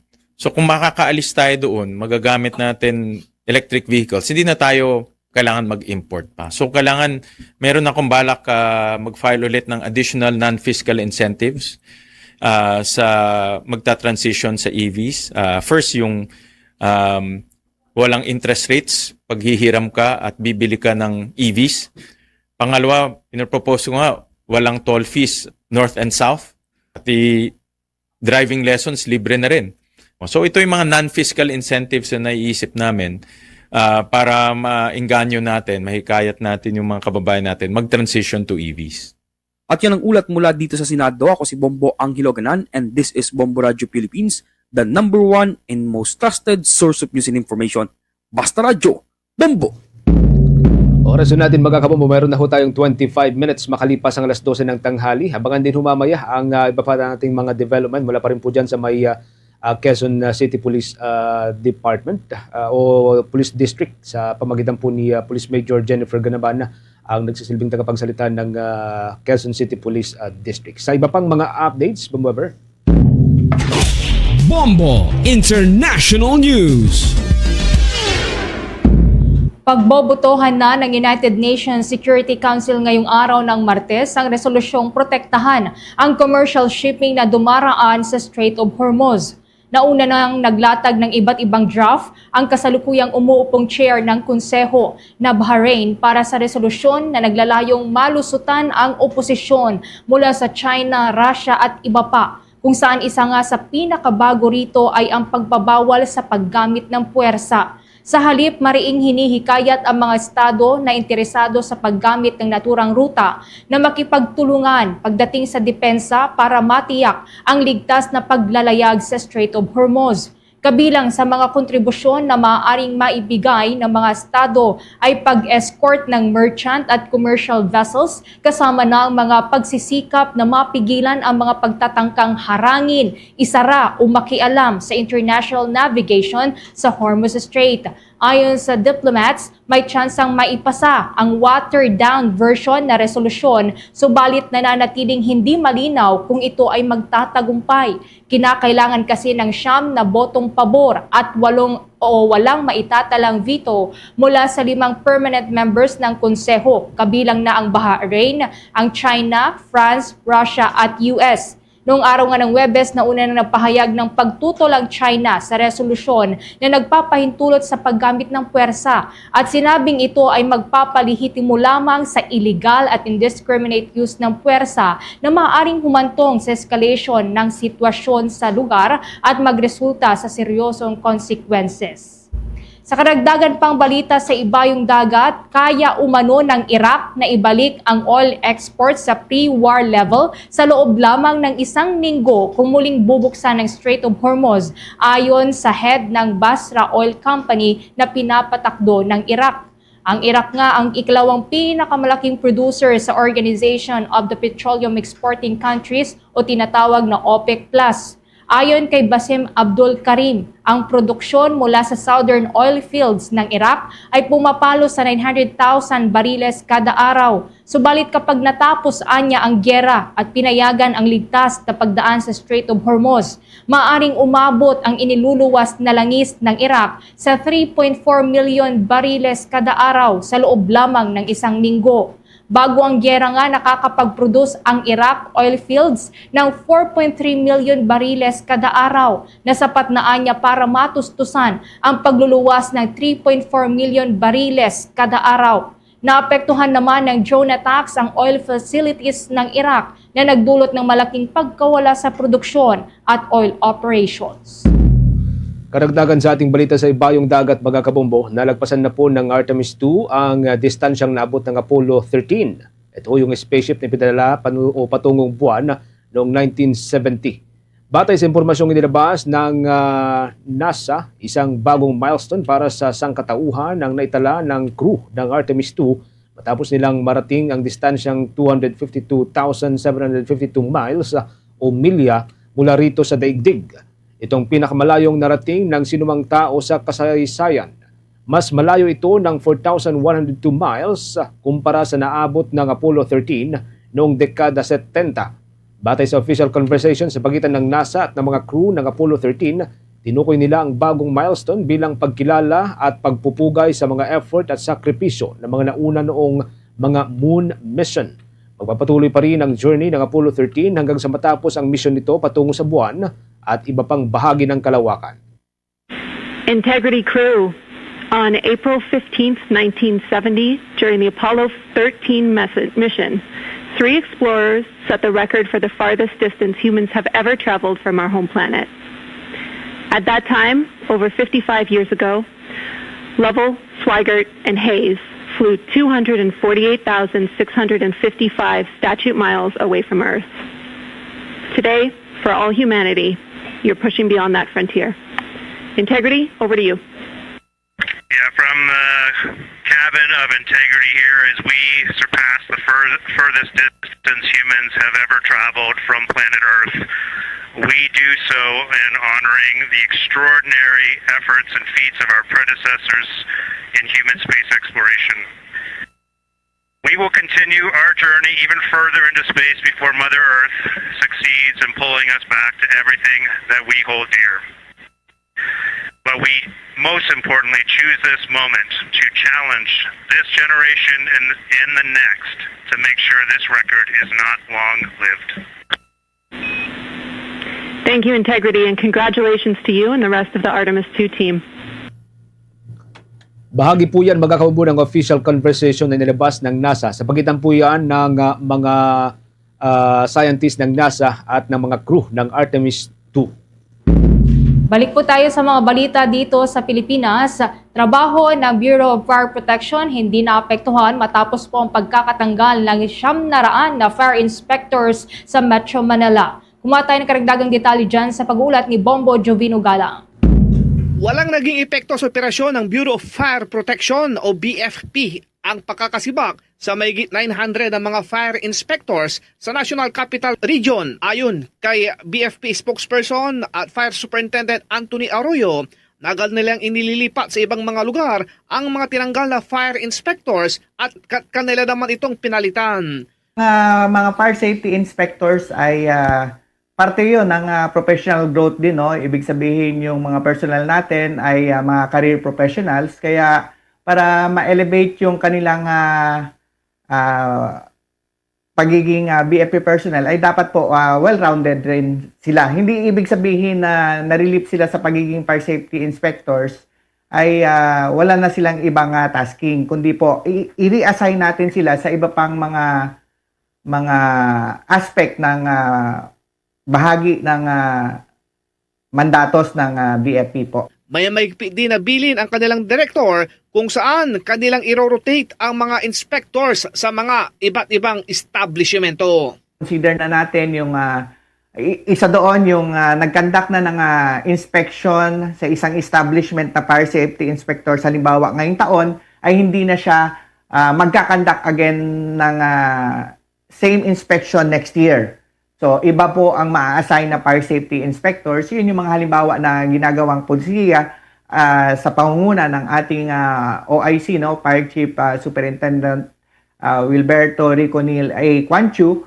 So, kabilang doon ay nagsaset tayo ng number of years na maximum lang allowed na ma-assign sa prevention, which is the enforcement of the said fire code or sa pagiging fire safety inspection. Ito si Bombo Juvino Galang and this is Bombo Radio Philippines, the #1 and most trusted source of news and information. Basta Radio Bombo!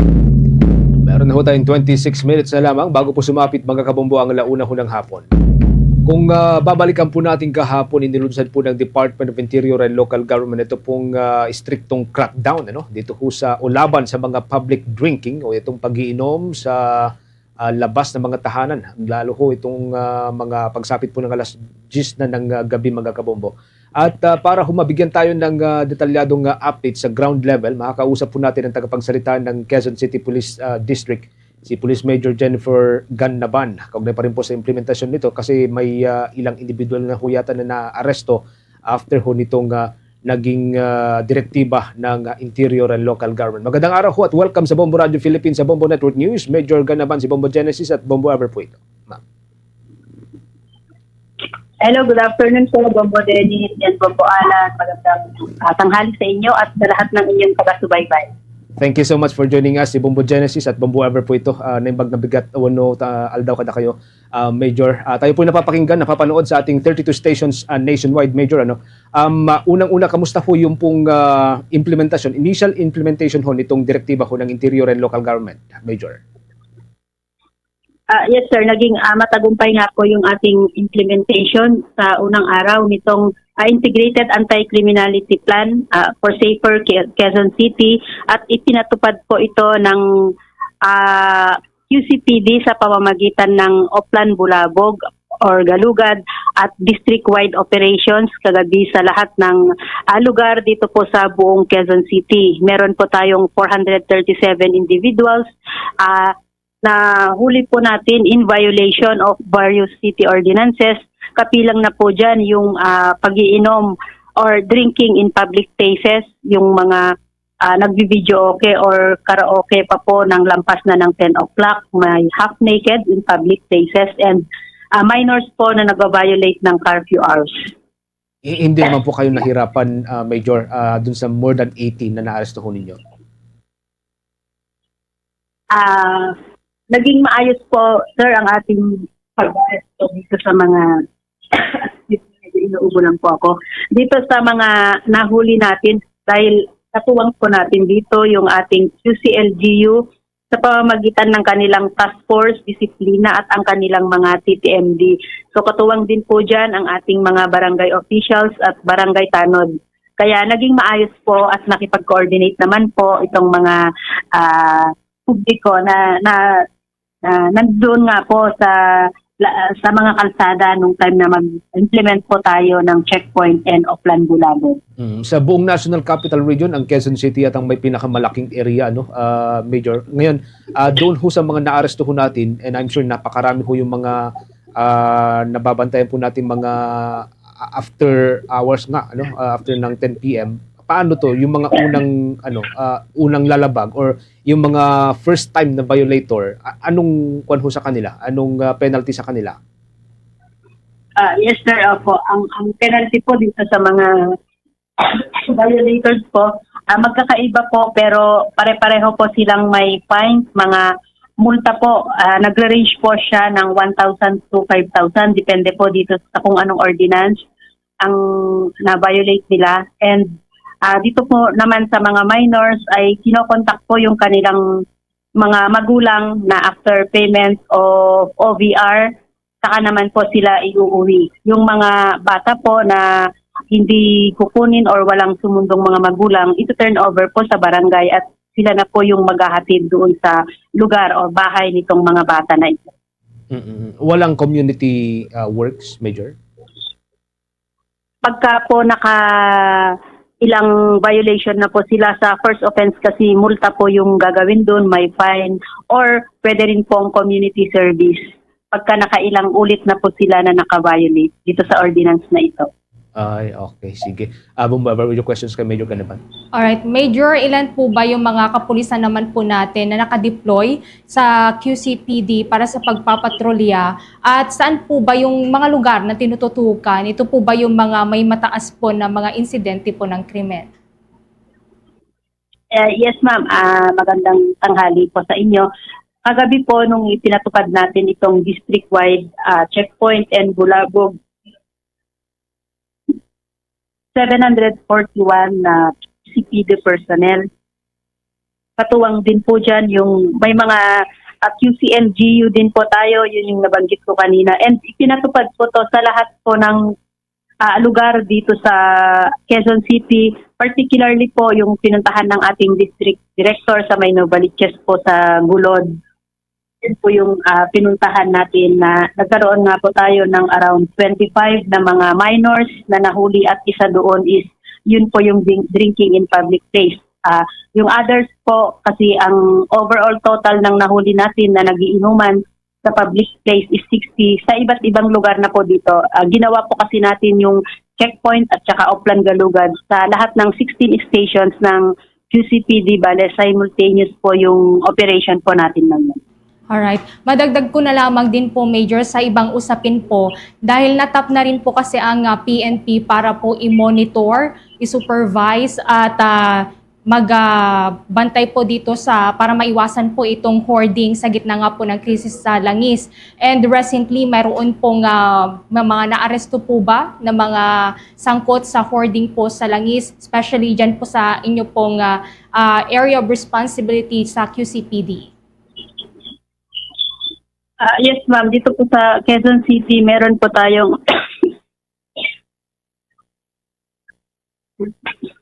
Pero Major, balikan ho natin mamaya ang linya ni Major Ganaban, mga kabombo, na maki-update po tayo sa nagpapatuloy pa rin pong implementasyon nitong Safer Cities Initiative nga ng Department of Interior and Local Government. Buong bansa po ito, mga kabombo. Dito ho sa National Capital Region, we're giving you ang picture dito po sa National Capital Region via Quezon City, kasi ang Quezon City ang may pinakamalaking area sa buong capital region. Major, balik tayo, Major. Okay, sige, mamaya balikan po siguro natin, mga kabombo, ang ilan pang development mula po dyan sa may Quezon City Police District kasama si Police Major Jennifer Ganaban. Meanwhile, sa iba pang mga balita, Weber? Wala daw pong pagtaas sa presyo ng mga gamot hanggang sa buwan ng Hunyo. Ayon po yan sa grupo ng mga pribadong ospital, sa gitna pa rin po yan ng epekto ng digmaan sa Middle East. Ayon sa presidente ng Private Hospitals Association of the Philippines, wala pang nag-uulat sa kanilang mga miyembrong ospital kaugnay sa anumang kakapusan o pagtaas sa presyo ng gamot sa kabila po ng tumataas na presyo ng langis. Paliwanag ni Digrano, karaniwang inaabot pa ng 2 o 3 buwan para ipaalam ng supplier sa mga ospital na nagtaas ang presyo ng mga gamot. Hindi anya tulad ng oil companies na nagtataas kahit na mga dati pa rin ang stocks, kaya't posible anyang magkaroon ng pagtaas sa presyo sa Hunyo. Ipinaliwanag din ni Digrano na dahil maraming pagpipilian ng mga ospital at naghahanap sila ng pinakamurang proposals para sa mas malaking kita, napipilitan ng mga kumpanya ng gamot na panatilihin ang kanilang mga presyo o ibaba ito upang hindi mawalan ng mga kliyente. Gayunpaman, hindi anya madali para sa private hospitals na magpatupad ng taas presyo. Gayon din dahil karamihan sa presyo ng mga gamot ay kontrolado ng pamahalaan. Karamihan nga sa mga inaangkat na gamot ng Pilipinas ay nagmumula pa sa bansang India at China. Meron na lamang ko tayong 17 minuto bago sumapit, mga kabombo, ang 1:00 ng hapon. At update po muna tayo mula sa mga balitang tinutukan ng ating mga provincial station. Unahin po natin dyan sa may bahagi ng Western Visayas, Weber. Ang Iloilo City, pinag-aaralan na po ang pagdideklara ng state of calamity dahil sa krisis sa langis. Kumuha tayo ng karagdagang detalye dyan sa pag-uulat ng Bombo Radio Iloilo. Pinag-aaralan na ng lungsod ng Iloilo ang pagdeklara ng state of calamity dahil sa epekto ng krisis sa langis. Sa panayam ng Bombo Radio kay Engineer Neil Ravena, ang Executive Director ng Iloilo City Crisis Management Council, sinabi nito na magsasagawa ngayong araw ng pagpupulong ang iba't ibang sektor at pangungunahan ni Mayor Raisa Treñas upang maipresenta ang pinakabagong data na maaaring gawing basihan. Ayon kay Ravena, pangunahing mga basihan ay ang paglobo din ng presyo ng mga bilihin at ang pagdami pa ng bilang ng mga residenteng nawawala ng trabaho dahil sa krisis. Aniya, aalamin din kung umabot na sa threshold ng porsyento ng apektadong populasyon na magiging isa rin sa mga batayan sa deklarasyon ng state of calamity. Si Engineer Neil Ravena. There will be meeting for the crisis management team and there will be reporting to our city mayor to whatever response or whatever development. Para sa Bombo Network News, ito si Bombo Ayan Gahete. This is Bombo Radio Philippines, the number one and the most trusted source of news and information. Basta Radio Bombo!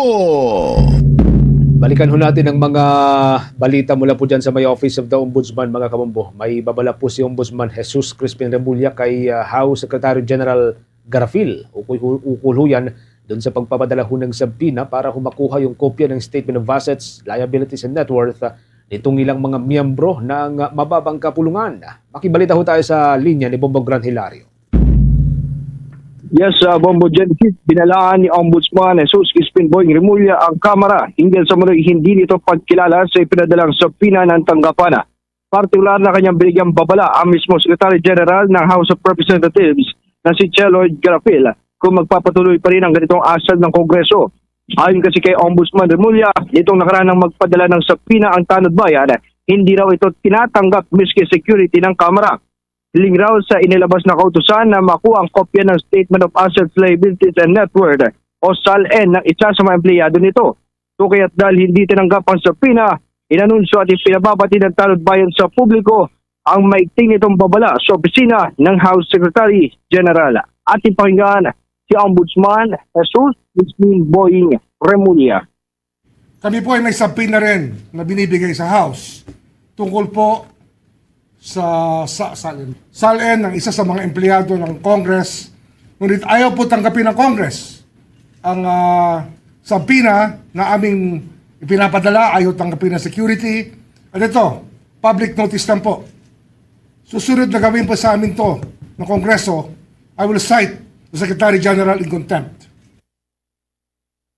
Kaunay ang naturang sabina sa layon makuha ang SALN partikular ng pinangalanang si House Deputy Secretary General Sofronio Gabonada.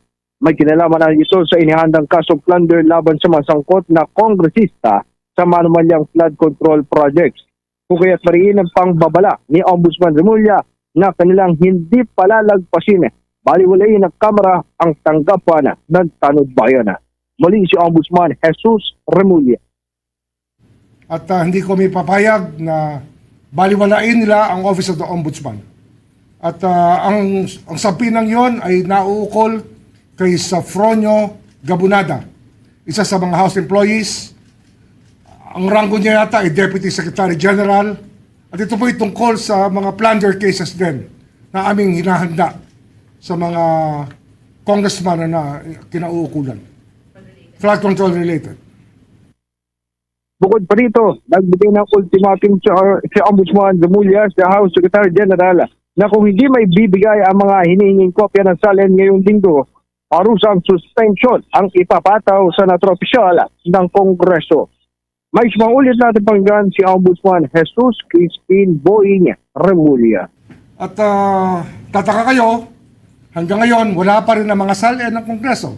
At ito, fair warning na naman sa Secretary General na hindi po kami papayag at sa linggong ito, pag hindi namin nakuha yung mga SALN na una namin hiningi, ay sususpindihin ko po siya mula sa posisyon.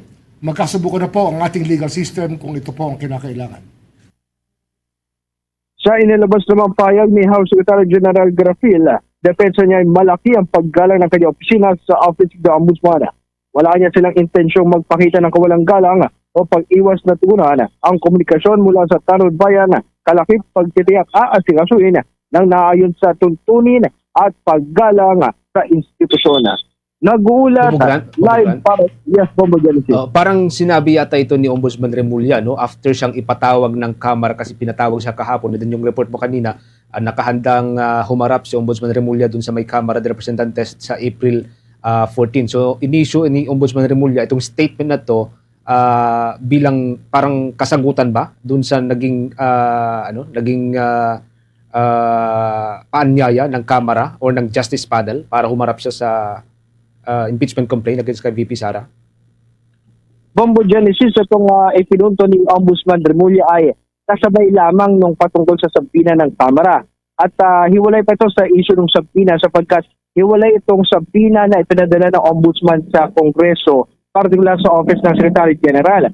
At yung sinasabi naman na pagsabina ng Kamara kay Ombudsman Remulla, pagtitiyak niya, isusumite nila yung hinihinging kopya ng SALN ng ikalawang Pangulo, ngunit sabi niya ay hindi siya mismo yung personal na haharap doon sapagkat hindi naman daw siya yung custodian ng naturang SALN at yung officer o tauhan ng Ombudsman ang siyang haharap sa naturang sabina na ipinadala ng Kamara sa kanyang tanggapan. Bombo Genesis. Pero yung timeline kahapon parang nauna yata yung yung sabina ng Kamara, and then after that nagkaroon ng press conference yung Ombudsman Remulla, and then ito nababanggit nga niya itong babala laban kay Secretary Garafil. By the way, nakipag-ugnayan din ng Bombo Radio Philippines kay Secretary General Garafil para dito sa kanyang pahayag din after ng babalangan ni Ombudsman Remulla. Bubugran.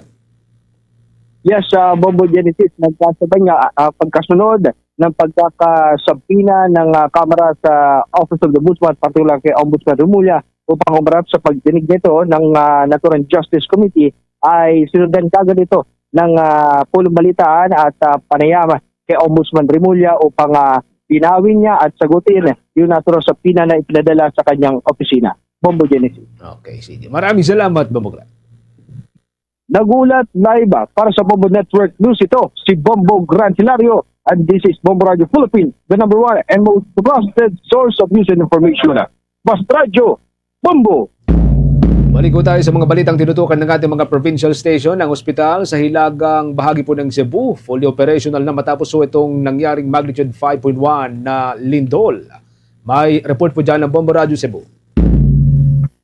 Ganap ng operational ang mga ospital sa hilagang bahagi ng Cebu matapos ang magnitude 5.1 na lindol na tumama sa lalawigan noong Abril 6. Sa eksklusibong panayam ng Bombo Radio Cebu, sinabi ni Assistant Provincial Administrator Aldwin Empases na batay sa situational report, alas 9 ng gabi ng Abril 6, ang Bugus City at Medellin lamang ang nakapagtala ng pinsala dulot ng lindol habang nanatiling maayos ang sitwasyon sa iba pang lugar. Ayon kay Empases, fully operational na ang Sugod Hospital at Bugus City Provincial Hospital at patuloy na sinusuri ng mga enhinyero ang mga gusali ngayong araw upang matiyak ang kaligtasan at katatagan ng mga pasilidad. Dagdag pa niya, naglatag na ng mga tent bilang pansamantalang pasilidad para sa mga pasyente bilang bahagi ng Standard Disaster Protocol habang nanatiling stable ang supply ng tubig at kuryente sa lugar, batay naman sa ulat ng Disaster Risk Reduction and Management Office. Binigyang din ni Empases na handa na ang pamahalaang panlalawigan sa ilalim ng pamumuno ni Cebu Governor Pamela Pambari IV sa anumang posibleng sakuna dahil mayroon ng malinaw na mekanismo ng koordinasyon sa DSWD para sa mga agarang pagbibigay ng tulong sa mga apektadong residente. Anya, kompleto sa kagamitan, tauhan, eksperto at command center ang Disaster Management Office ng lalawigan kaya tinatayang nasa 8 hanggang 10 ang antas ng kahandaan ng Cebu Provincial Government bagamat may ilang disposisyon pa lang ang patuloy na inaayos. Sa ngayon, nanatiling kontrolado ang sitwasyon sa hilagang bahagi ng Cebu at patuloy ang monitoring ng mga otoridad upang matiyak ang kaligtasan ng publiko. Nag-assessment pa tayo sa nangyayari doon sa Northern Regional Cebu. Ang ating hospital,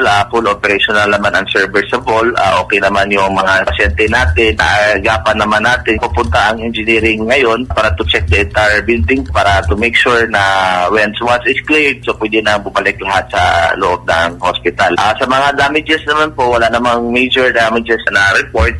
Most towns in northern Cebu, so only in Bugo and some part of Villiers, may report. Di naman ganun ka-major, it's minimal damages naman po. Then so far, okay naman yung mga supply ng kuryente at saka ng tubig. Mula rito sa lalawigan at lungsod ng Cebu, this is Bombo Irene Ardiente. And this is Bombo Radio Philippines, the #1 and most trusted source of news and information. Basta Radio. Bombo! Ila pong magsasakay, tinapon na lamang po ang kanilang inaning kamatis noong Semana Santa dahil sa kakulangan ng buyers sa Nueva Vizcaya Agricultural Terminal. Kumuha po tayo ng update dyan sa pag-ulat ng Bombo Radio Kawayan. Ipinaliwanag ng Nueva Vizcaya Agricultural Terminal na mangilan-ngilan lamang na buyer ang nagtungo sa NVAT kamakailan upang mamili ng gulay dahilan upang mapilitan ang ilang mga magsasaka na itapon na lamang ang kanilang mga pananim na kamatis. Sa panayam ng Bombo Radyo Kawayan kay Ginoong Julio Basilan, Agricultural Production Sales and Marketing Officer ng NVAT, sinabi niya na nitong Miyerkules Santo ay dagsaan ng mga gulay sa naturang terminal. Ngunit dahil sa holiday ng ilang araw bunsod ng Semana Santa ay iilan lang ang mga buyer kaya kinailangang itapon ang mga ito. Bukod kasi sa mabilis lamang masira, ang mga kamatis ay nasa 8 pesos hanggang 10 pesos lamang kada kilong presyo nito sa ngayon dahil nagkasabay-sabay ang anihan ng kamatis sa bansa gaya sa Ilocos Region, Pangasinan, Nueva Vizcaya, Nueva Ecija, Pampanga at Batangas. Malaking kalugian anya ito sa mga magsasaka dahil kailangang umabot sa 20 pesos ang presyo ng kamatis kada kilo upang mapunan ang production cost. Ayon kay Basilan, batay sa kanyang pagtaya, maaring umabot hanggang 50 crates ang itinapon kamakailan at aniya, karamihan sa mga ito ay small size na pahirapan ng ibenta. Batay sa kanilang karanasan, tuwing first at second quarter ng taon ay kadalasang mababa ang presyo ng mga gulay. Bilang interbensyon ay nakikipag-ugnayan ng NVAT sa mga local government units o LGUs upang tumulong sa pagbili ng mga aning gulay na ibinabagsak sa naturang terminal. Okay, sige. Yun po yung panawagan namin dito sa NVAT is doon kung yung mga maraming nakakita or nanonood ngayon na gustong bumili or yung mga big buyers natin dyan na pwedeng mag-ahente dito sa may NVAT. Maganda naman yung quality. Sure namin yan kasi dito sa NVAT may mga policy na kung paano magkuha ng mga presyohan dito. So kung wholesale price po dito sa NVAT, medyo mababa lang. So yung hindi naghihikayat kami ng mga buyers na pupunta dito sa NVAT para mag-trading ng gulay. At iyan ang ulat mula rito sa Bombo Radyo Kawayan. Para sa Bombo Network News, ako si Bombo Jamaica Barbas. And this is Bombo Radyo Philippines, the #1 and most trusted source of news and information. Basta Radyo. Bombo. Mga Pinoy naman sa Qatar, wait and see sa kahihinatnan ng mga unpredictable statements ni US President Donald Trump na nagdudulot ng mas tumitindi pang tensyon sa pagitan ng Amerika at Iran. Kaugnay niyan, may nakapanayam pa ang Bombo Radio Jensen. Bagamat sinabi ng gobyerno ng Qatar na kontrolado ang sitwasyon, iba naman ang pahayag ng Iran kaugnay sa kanilang mga isinasagawang pag-atake. Ayon kay Joseph Timothy Rivera, Bombo International Correspondent sa Qatar, sa halip na tutukan lamang ang industrial sites at civil facilities, iniulat na kabilang sa mga tinamaan ang oil tankers, American facilities at mga power industry structures sa Bahrain, Kuwait at UAE. Sa kasalukuyan, nananatili sa wait and see na posisyon ang mga bansa sa rehiyon habang mataas pa rin ang tensyon. Dagdag pa ni Rivera, mahirap pasahin ang galaw ng Amerika kumpara sa Iran na kahit nagbabago ang mga pahayag, malinaw ang determinasyon na gumanti laban sa US. Binigyan din ng Iran Foreign Ministry na kung gagalawin ang kanilang mga power plant at tulay, tutumbasan din nila ito sa pamamagitan ng pag-atake sa lahat ng US-related facilities sa buong rehiyon. Inilarawan ito na ang palitan ng pahayag na dalawang bansa bilang below the belt dahil sa matinding salita na ginagamit. Sa totoo lang, napapagod na rin ng Amerika. It's not that I'm being pro-Iran here, pero let's face it, no? Yes, sir. mas ang hirap basahin talaga ngayon ng Amerika kasi iba yung sinasabi ng presidente, paiba-iba sinasabi niya at kinakalaban na siya ng sarili niyang kongreso. No? Unlike sa Iran, united pa rin tayo Iran kahit na nag-iiba-iba sila ng salita. Pag sinabi nilang nagkakaiba lang silang salita pagdating sa usapang pag-atake sa mga neighbors. Kasi sasabihin ng isang opisyal, hindi namin na-atake itong kapitbahay namin and yet dumarating yung mga atake. Doon lang sila nagiging inconsistent. At yan ang ulat mula sa impila ng Bombo Radio Jensen. Ito si Bombo Audrey Balabis. And this is Bombo Radio Philippines, the #1 and most trusted source of news and information. Basta Radio, Bombo!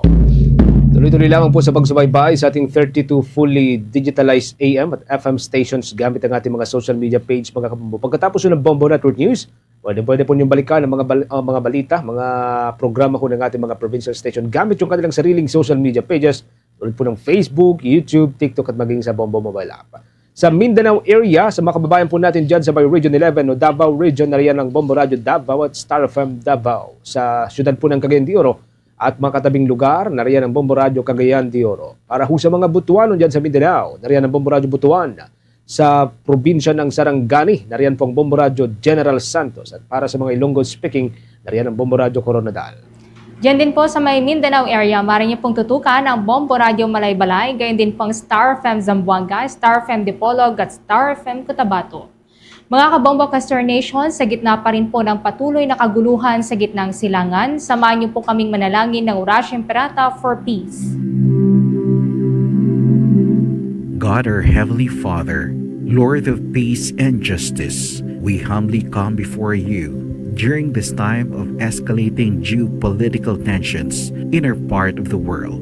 Through the years, you have sustained our faith in you as a nation. It is our faith in your divine providence that has made us survive the countless natural and human-caused calamities that have come our way in our history as a people.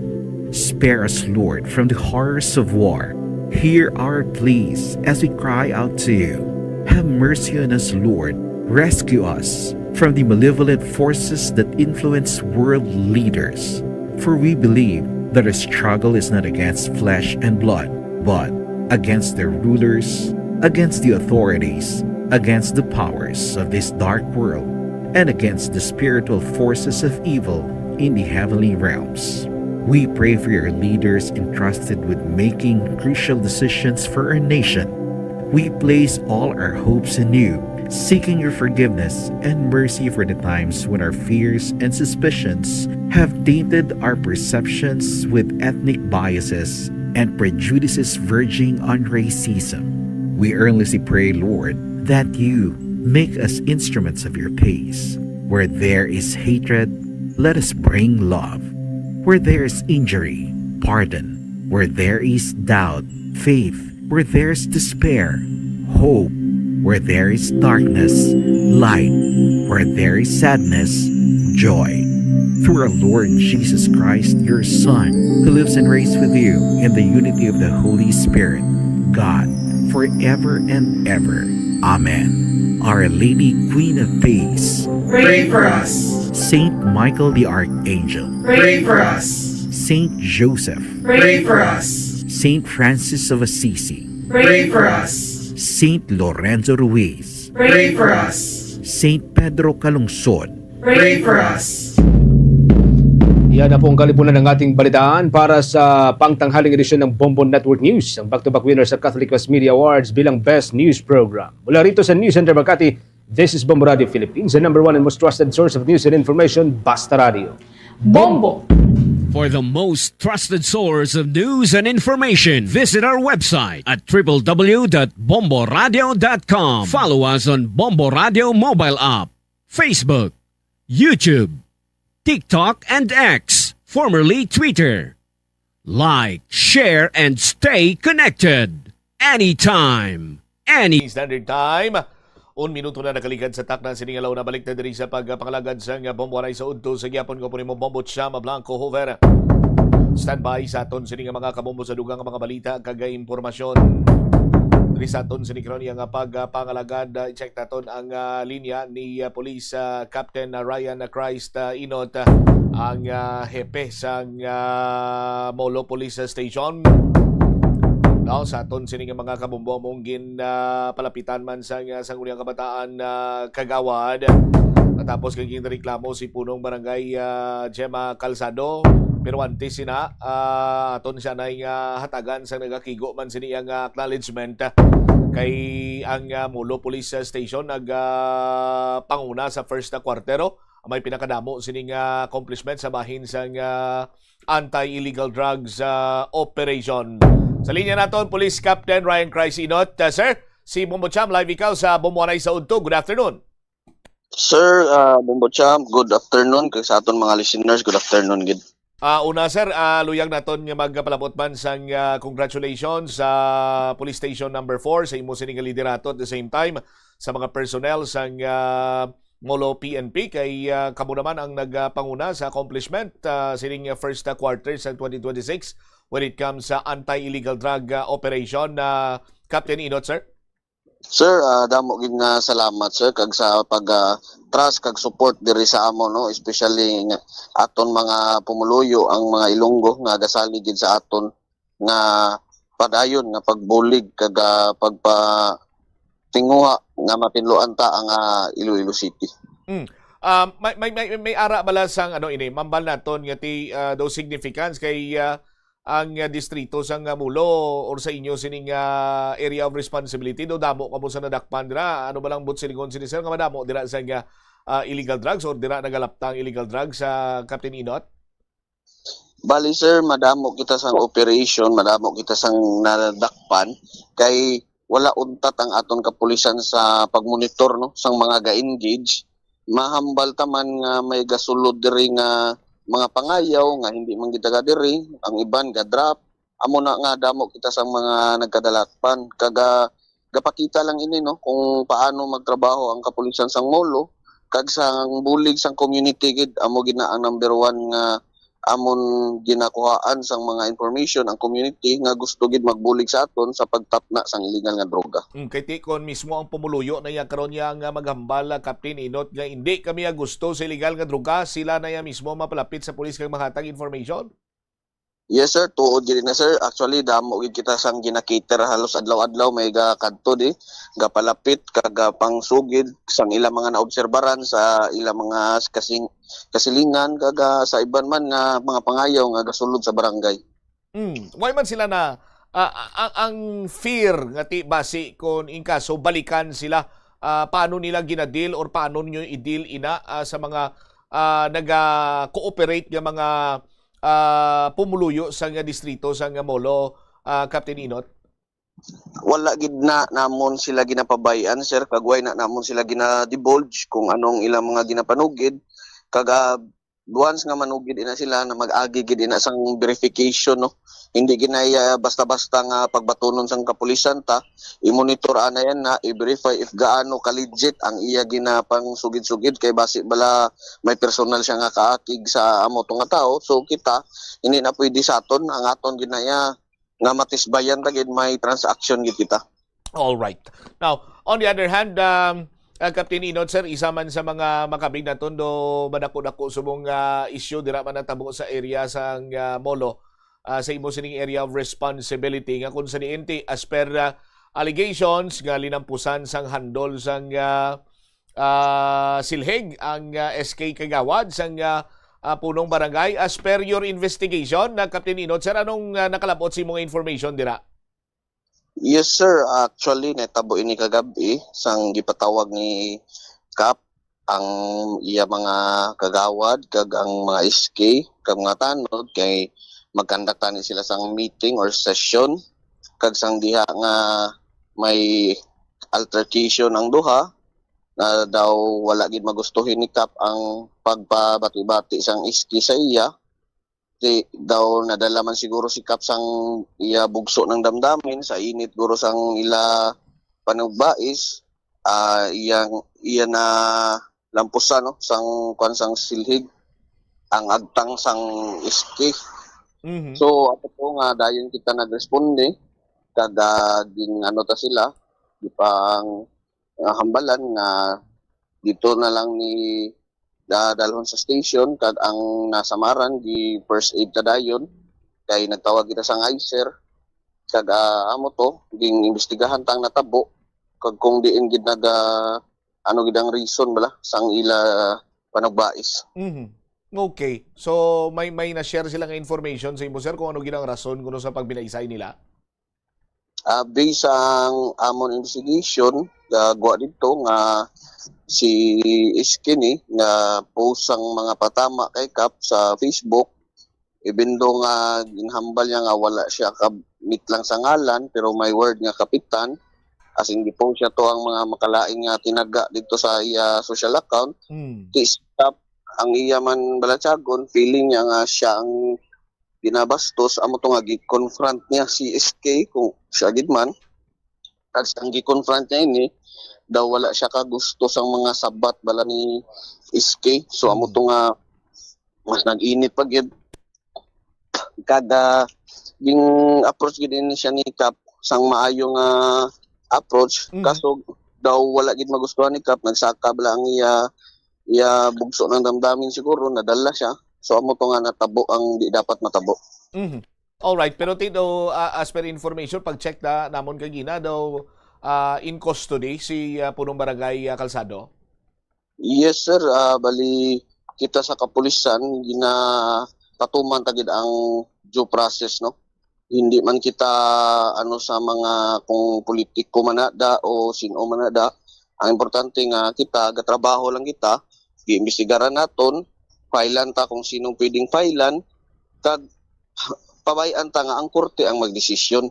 Kaya kami kuan lang kami kung sino dapat ang sinong complainant kag anong gusto matabo sa complainant nga both parties kung makuan pa man tani nga mastorya sila but may mga rights man na sila so ila ina katungod sir kita ga process lang kita sang papel kag dito na sila sa korte magatubangay sir. As of the latest Captain Inot any update anong plastada kay as per may information man daw ara sila nga sa Hall of Justice Subong or nakabalik na anong latest sir? Sa Subong ginahulat-hulat na lang namon no ang pagbalik ni Kap kag sang complainant si SK so wala pa gid kami sang information kung anong dalagan sang ila kaso didto. Pero may any information kung anong ang complaint nga i-file batok sa kay punong barangay Calzado ni SK Kagawad Galvez? Kay ang base sa amon na no na kita namon nga may physical injury gido ang gi-file sang ang gi-prepare naton na complaint against sa kay Kap kag ginsuportahan na lang ini kag ginatrabaho sang abogado man ni SK. All right. Sige. Thank you so much sa imong siningan tiyempo. Police Captain Ryan Christ Inot, sir. Once again, good afternoon. Sir, good afternoon, sir. Dari wavit si Police Captain Ryan Christ Inot ang station commander sa Police Station number 4 Conmolo PNP. Sa aton sininga mga kabumbo na aton diri ang mga factor kung nga nakabato naman sang award. Damo na ni award na baton si Police Captain Ryan Christ Inot mo. Kay siya permi ang nagapangunaya sa dakpanay sa mga durugista bla. Dira sa may area sang Mulo, kag sang Chimpo. Kay ni siya ang hepe man sang City Drug Enforcement Unit sa aton sini nga mga kasimanwa. Puwerte mga pisan klase sang Chimpong Police ni. Sa aton sinima kultura mo na iyang halos siya kada quarter may award niya si Police Captain na Inot. Sabay naman sang hitabo dira sa may barangay kasing-kasing sa distrito sang Molo, isandig iya sa pagpangusisa sa aton kapulisan mo maning gindiga ni Captain na Inot nga as per sa mga pagpangusisa sinila amo to ang natabo. Pero batian nyo man kang ginadiri statement coming from the Sangguniang Kabataan Kagawad nga way man niya sang kung ano man to way man kuno gani sang sesyon pero agin patawag lang siya kuno kadto kasubong agin ila siya bla Now, sa aton sinima Kasimanwa para lamang mapakanto dito sa Barangay Hall kag kumpronta ni punong Barangay Gemma Calzado. Di nagsinabtanay sila, naglabot sa punto nga may pinatupanay.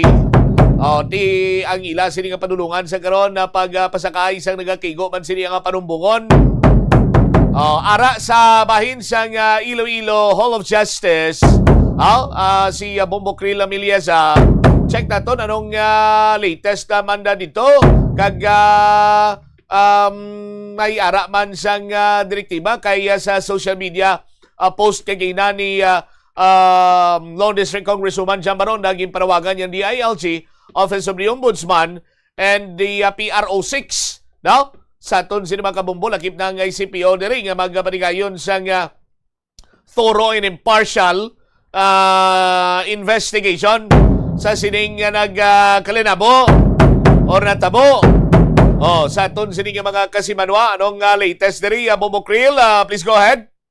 Bumachamp, naghatag na sang mando si Iloilo City Police Office Officer in Charge Police Colonel Wilbert Parilla sa Station Commander na sang Iloilo City Police Station 4 nga amo si Police Captain Ryan Chris Inot na imbestigaran sang maayo ang natabo sa tunga diri ni Kapitan o ni Barangay Kapitan Gemma Caldoza kag ni sang dunayang kabataan kagawad Lawrence Galvez no sang kasing molo ini kasunod sa panawagan ni Congresswoman Julian Jam Baronda sa aton diri nga mga kapulisan nga hatagan sang impartial kag honest investigation ang nasambit nga insidente. Sa interview sang Bombo Radio kay Police Colonel Parilla, iya diri ginpahayag nga nagapadayon sa subong ang investigasyon sang natungdan diri nga police station kag ginahulat na lamang sinino nga maipasa diri sa ICPO ang report sang nasambit nga insidente kay ginpahayag man diri ni Police Colonel Parilla nga nagapangayo man sang investigation report nga diri no ang Police Regional Office Sector ng PRO6 agod nga ti mahatagan sang klaro kag sakto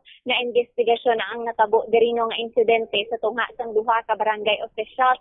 Dugang pa niya nga ti ginakabig nga isolated case ang natabo kag ginapasiguro pa sa subong kung may kaangtanan sa pamulitika no ang ining ginhalingnan sang hiligot-anon sang duwa kay kung maduman sa interview naton diri sa kaya SK Kagawad Galvez ginpahayag niya nga posible kuno nga nag-ugat o nga kaakig diri ni kapitan sa iya kag amuman sa iya nga pamilya matapos nga naghaling ini siya no or nagsaylo ini siya sang partido nga ginasuportahan kag madumduman man nga base diri sa panaysayon ni SK Kagawad Galvez. Pareho nga partido hindi kapitano kag siya sang nagpadalagan ini sila sa nga eleksyon apang sa nga time sa nga election 2025 last year Bombo Trump no ang iya diri kano nga Iloy nagpaidalom kano diri sa programa sang Dole nga which is tupad no ang sa idalom man ni Congresswoman Jam Baronda kag didto kano daw no naglain ang pakitungo diri sa ila ni Barangay Kapitan kag diri man niya ginpahayag nga bilang man kano nga may ara man siya sang rights niya kag may silda man kung sino diri ang gusto niya nga suportahan nagsaylo na siya kag di amo to din suportahan niya diri no ang partido ni Congresswoman Jam Baronda kag di amo ni ang ginaimbestigaran man sa aton nga mga kapulisan kung may angot gid man diri no ang pagpamulitika sa natabo diri sa duha kag sa aton man nga pagsekyar Bombo Trump sa bahin sa Hall of Justice kay didto kagina diri si Barangay Kapitan Galsado apang nagpahayag lang siya diri nung hindi lang bala kuno pagi on air ang iya man diri nga mga panasaysayon o kanang iya nga pagistorya diri sa aton but then gin-explain man niya nga tigin ako gin man Bombo Trump nga ginhandusan o kung pakdol na diri si SK Kagawad Galvez but then it's out of ang kaakig man o nagsupot na gid no diri ang iya nga kaakig kay ginasinggitan siya kano diri ni SK Kagawad kay may ara gid man Bomochamp pahayag niya diri no may ara gid man sang session nga natabo and after sang session niya didto na daw ginpatawag diri si SK Kagawad Galvez para istoryahon sang maayo kaupo diri ang iya nga SK chairman sa mga ginapang post niya no diri sa iya nga social media account kag makita man naton ginpasa naton dira sa imo ang mga unod sa nga screenshots no nga ginpost diri ni SK Kagawad sa iya man nga Facebook page or sa iya nga social media account kag may dira nga naka-mention gid man sang word or tinaga nga kapitan but then wala diri na mention ang ngalan ni Barangay Kapitan Galdosa but then ginapahayag diri sa aton no sa musisa naton diri sa bahin ni barangay kapitan nga ginabatsyag niya nga siya kuno ang ginapabati-batian sini and ginapahayag niya nga gina-call out lang bala sang aton diri nga kapitan sang kasing-kasing molo nga kayuhon kun tani no sa bahin diri ni SK Kagawad Galvez ang iya nga ginapang-post di kumbaga payag niya hindi lang kuno ang ngalan niya diri ang maapektuhan kundi man ang ilang man diri nga barangay Bombochamp mo na ang diri pahayag ni barangay kapitan sa aton and din pahayag niya maayo lang man kuno tani ang iya diri nga pag-istorya sa kaya SK Kagawad Galvez but then nagabais man sa iya no may ara man sang pagsinggit sa iya nga duwa tugtong nga wala niya kuno na control ang iya diri nga lawas kag napatup-an no si SK Kagawad tigin pahayag naman nga gina-try naman lang kano nga kaayuhon tani ang kung ano ba ang problema sa ila nga so nga but then ginaathag niya nga wala sang pagpamulitika ang natabo diri sa ila Bombochamp no so sa subong ginahulat-hulat pa diri man kung ano pa ang matabo man kiti wala pa man natapos no diri sa bahin sa Hall of Justice ang pagfile sang kaso diri but then makita man naton both sides no nga nagkuha gid ini sila sa ilaman nga man sigurd tagsa ka lawyer kag desidido gid no ang CSK Kagawad Galvez nga mapasakaan sang kaso si Barangay Kapitan Bombochamp and amo na diri gin pahayag man sa aton sa kapulisan sa ICPO nga kung ano man ang plano sang duha ka partido ilagi diri nga respetuhon kag di magapadayon lang no sang maayo kag tsakto nga investigasyon ng aton nga kapulisan. So yari pa batibala naton danay nga interview sang Bombo Radio kay Police Colonel Gilbert Parilla ang officer in charge sang ICPO. Yes, I have already directed the Chief of Police to submit the investigation report. No? So it has been properly investigated by our Chief of Police. And then naghihintay lang ako sa investigation report na isa-submit ng Chief of Police because the regional office is also asking for the investigation report coming from us. Sir, yung mensahe ko na lang, sir, sa mga politiko natin dito sa Iloilo City kasi malayo pa po yung eleksyon pero parang mainit na po ang sitwasyon natin dito. So far, yun pa naman ang nangyari. No? So for us, sa atin, siguro hindi pa tayo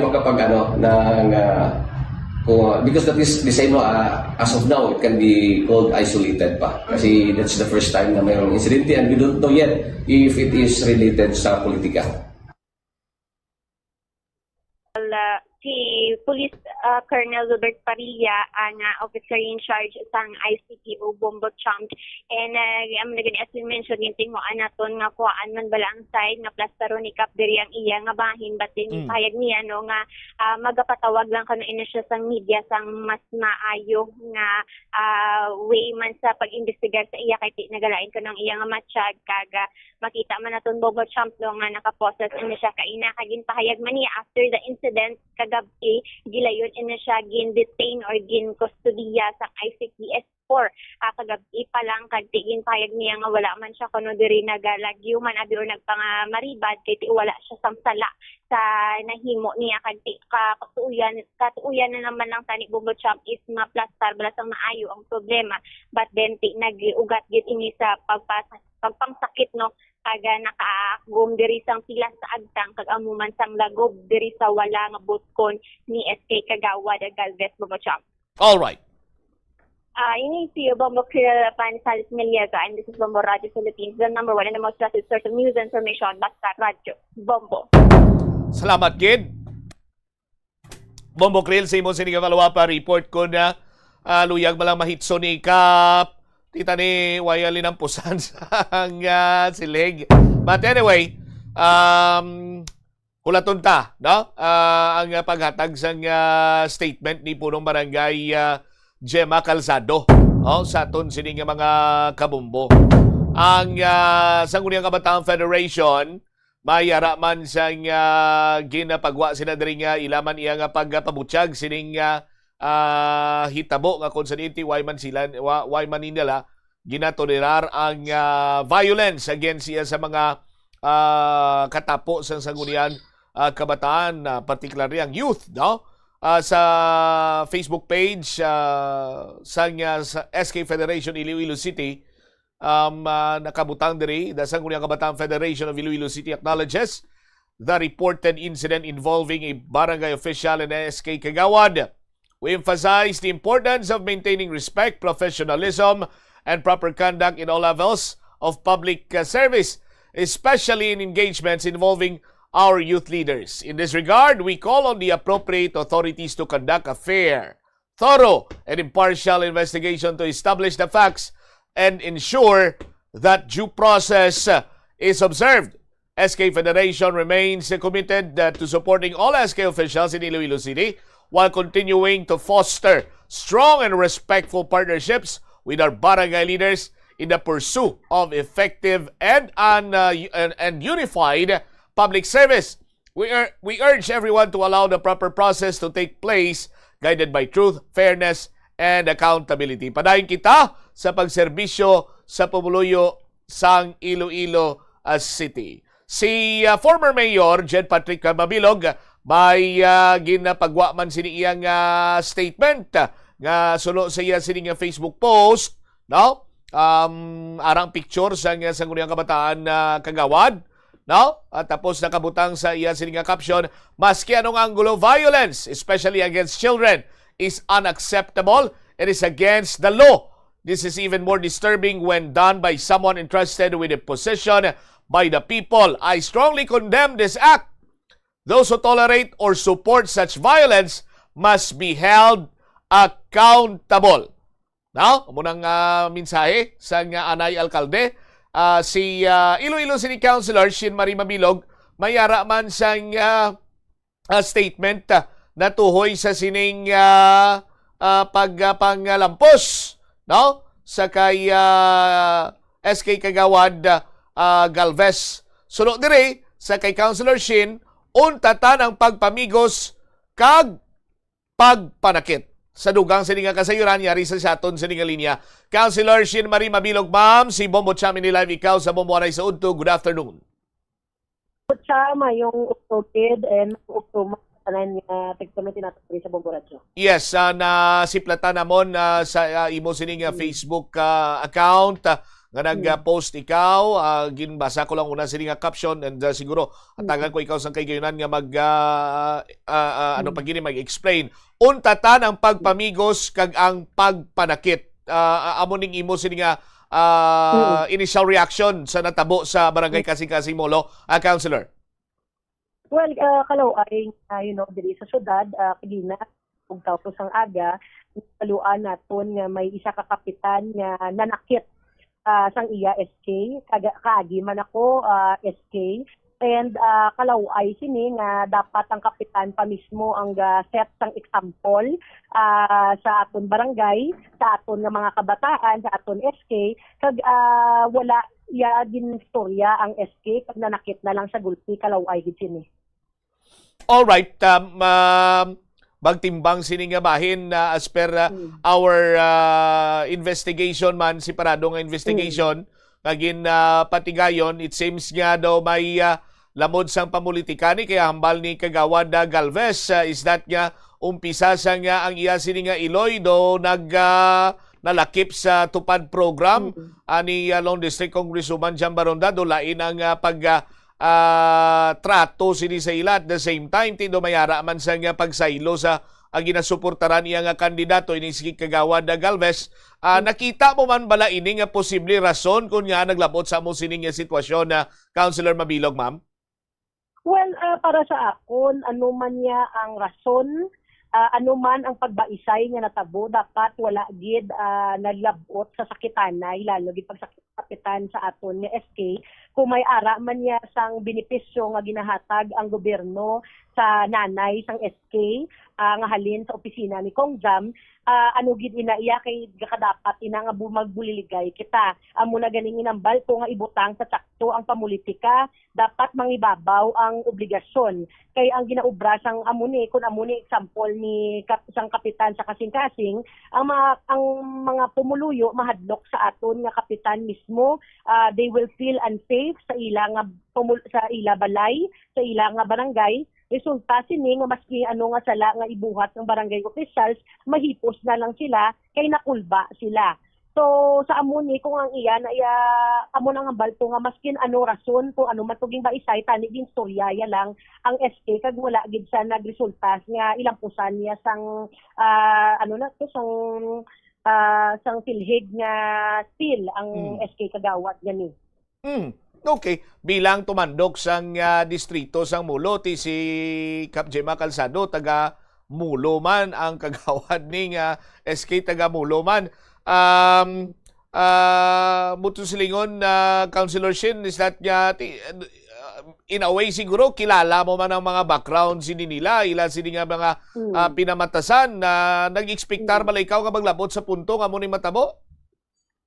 Well, actually nakibot ako kay amo na gani nga hambal ko tapos naman ang eleksyon dugay pa to ang next election nga wala kami ginauntatan ng pamulitika sini adlaw kadamo kita actually this is kay gitawgan ko dayon ang kagawad sang barangay kasing-kasing sa mga kagawad nila kay naghambal sila nga hindi ni kuno first nga incident nga nanakit si Kap Gemma before kuno sini ginsakit niya ang magulang sang kagawad wala na ko nag ano kung ano nga rason pero ti amo ni ang dapat i-condemn gid ni nga dapat madalagi ni sa proper nga istoryahanay pag ako suportahan ko bilang konsehal sa syudad suportahan ko gid ang anuman nga legal action sang SK Kagawad naton nga obrahon because again ginsakit sa kag wala rason nga natabo ini. Alright, Kagawad, luyag ko lang i-clarify, magulang sang SK Kagawad, are you referring sa same SK Kagawad nga napilasan subong ang magulang niya kaagiman sakit ni Kap?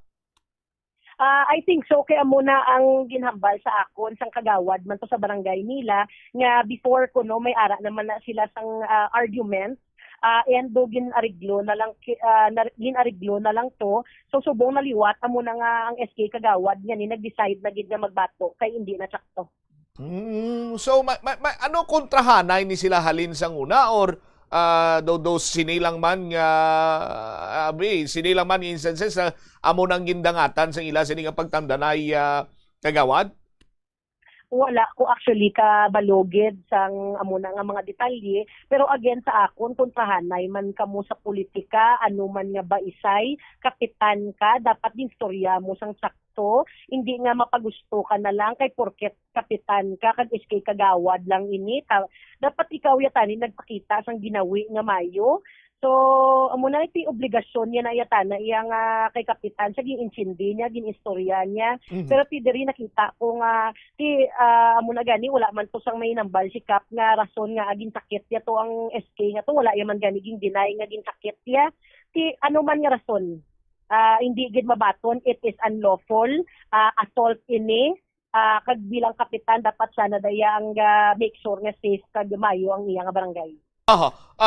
Kagawad, may gusto lang ako ipa-confirm kay may mga information kami nga nabaton nga before pa man ginpatawag si SK Kagawad Lawrence Galvez nagbisita, as per information, we would like to confirm this, nagbisita si Congresswoman Jam sa isa ka namatyan sa kasing-kasing Mulo, kaupod niya ang imo siniya nga tiyo nga si former Mayor Jan Patrick Mabilog. May amugi man sina nga natabo, Councilor? Well, as per sa isa ka kagawad nga ginstorya ko, medyo hindi na ko mayo mudo ni Kap sang adlaw nga to tapos nabalaan niya pagid ko nga nagbisita si Kong Jamjam kag si former Mayor Jan Patrick Mabilog sa kasing-kasing. So, amo na ang nabalaan ko nga istorya. So, wala ko kabalo kung konektado ina sa natabo nga insidente. Pero, ang isa man sa mga rason ko, isa mo to gani ang post niya. Kag ang nagambal ko no, nga ginakontraya ko no, ang partido ni Kap. Information na mo, si Kagawad Lawrence ko no nagsugat or nag-upod to kay Kong Jam and kay former Mayor Mabilog. That is why gaging patawag siya. mula lang ko idea sa amo na, pero ang balaan ko nga ginpatawag sa iya kuno sang iya chairman kag nakibot lang siya nga amo na to ang tong about sa post kag i-questionon sa bala siguro kung diin sa maupod or diin sa nga partido, pero way ko kabalo kung konektado ina sa pagbisita ni Kong Jam kag ni former Mayor Jed Patrick Mabilog. Lastly, Councilor Shin, are you planning i-bring up ni sa council ining nasabitan nga hitabo sa may kasing-kasing molo? Well, ang ako nga ginaplano, gid nga mas priyanay kami ni Vice Mayor Lablab Baronda, kag ikaiban komandang kaupod sa konseho nga ma-file kami sang resolusyon nga i-condemn gid namon ang mga amuni nga itabo nga ang isa pa ka kapitan ang gapanakit sa iya barangay. All right. Councilor Shin, thank you so much for your time. Once again, good afternoon. Salamat, Bombo Jam. Good afternoon. Deriwavit si Iloilo City Councilor Shin Marie Mabilog.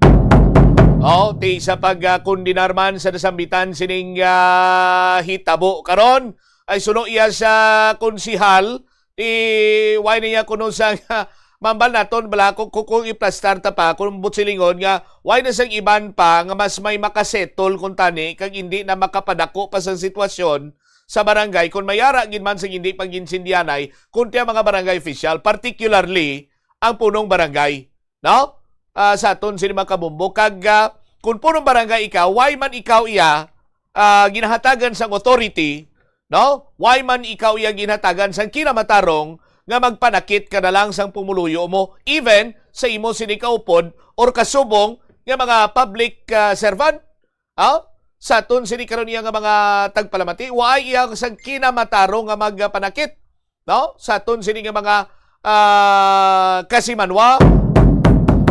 Di may mga information kita nga naibaluan diri nga sandig man niya sa pagpangusisa ni Councilor Shin before pa man niya sa natabo sa kay SK Kagawad Lorenz Galvez, may timatima na sila nga daan. As a matter of fact, as per information nga ginrelay diri, naging pahayag ni Councilor Shin Marie Mabilog, no?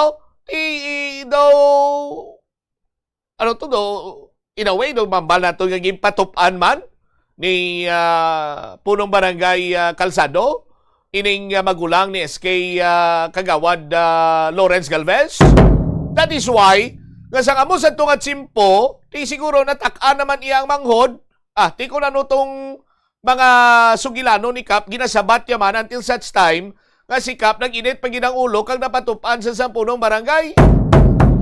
Sa aton sinikaroon niya nga mga kauturan, but kung ano man niya kuno mga plano legal ni Council ni SK Kagawad Galvez, suportado kuno ini ni Councilor Shin Marie Mabilog sa iya sininga talatapan sa aton sinikaroon niya nga mga kabumbo, no? Butsilingon suportado niya sa aton sini mga kasimanwa kag ining mga information nga nagasulod di sa aton kabalo kamo banwa mo na Congressman Jam and the former Mayor Jed nagpadulong sa barangay kasing-kasing para nga magduaw, magbisita sa Namatyan.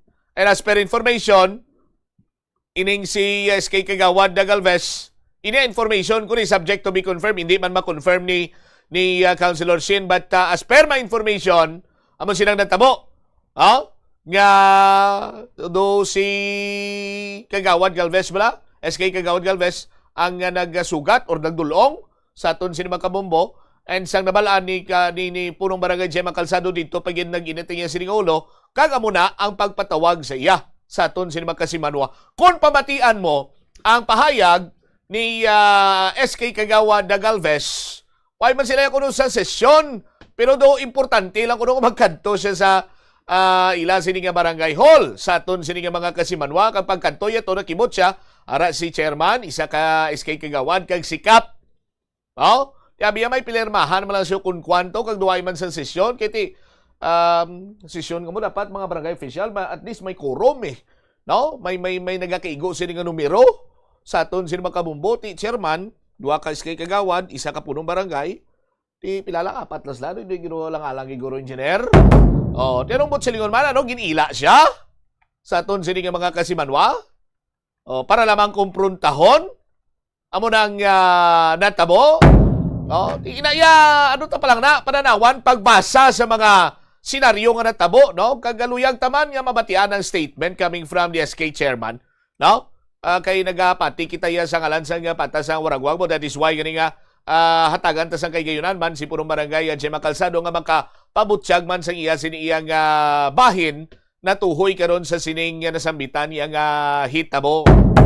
O plano man ni Councilor Shin nga magpakigsapol with Vice Mayor Love kag kung ano man sini nga mga lihok nira ang ila sini nga patigayunon sa bahin karon iya sang Iloilo City Council.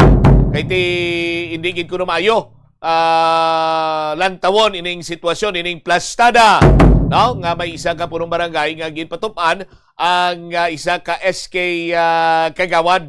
Why man naga-jump into conclusion si Councilor Shin?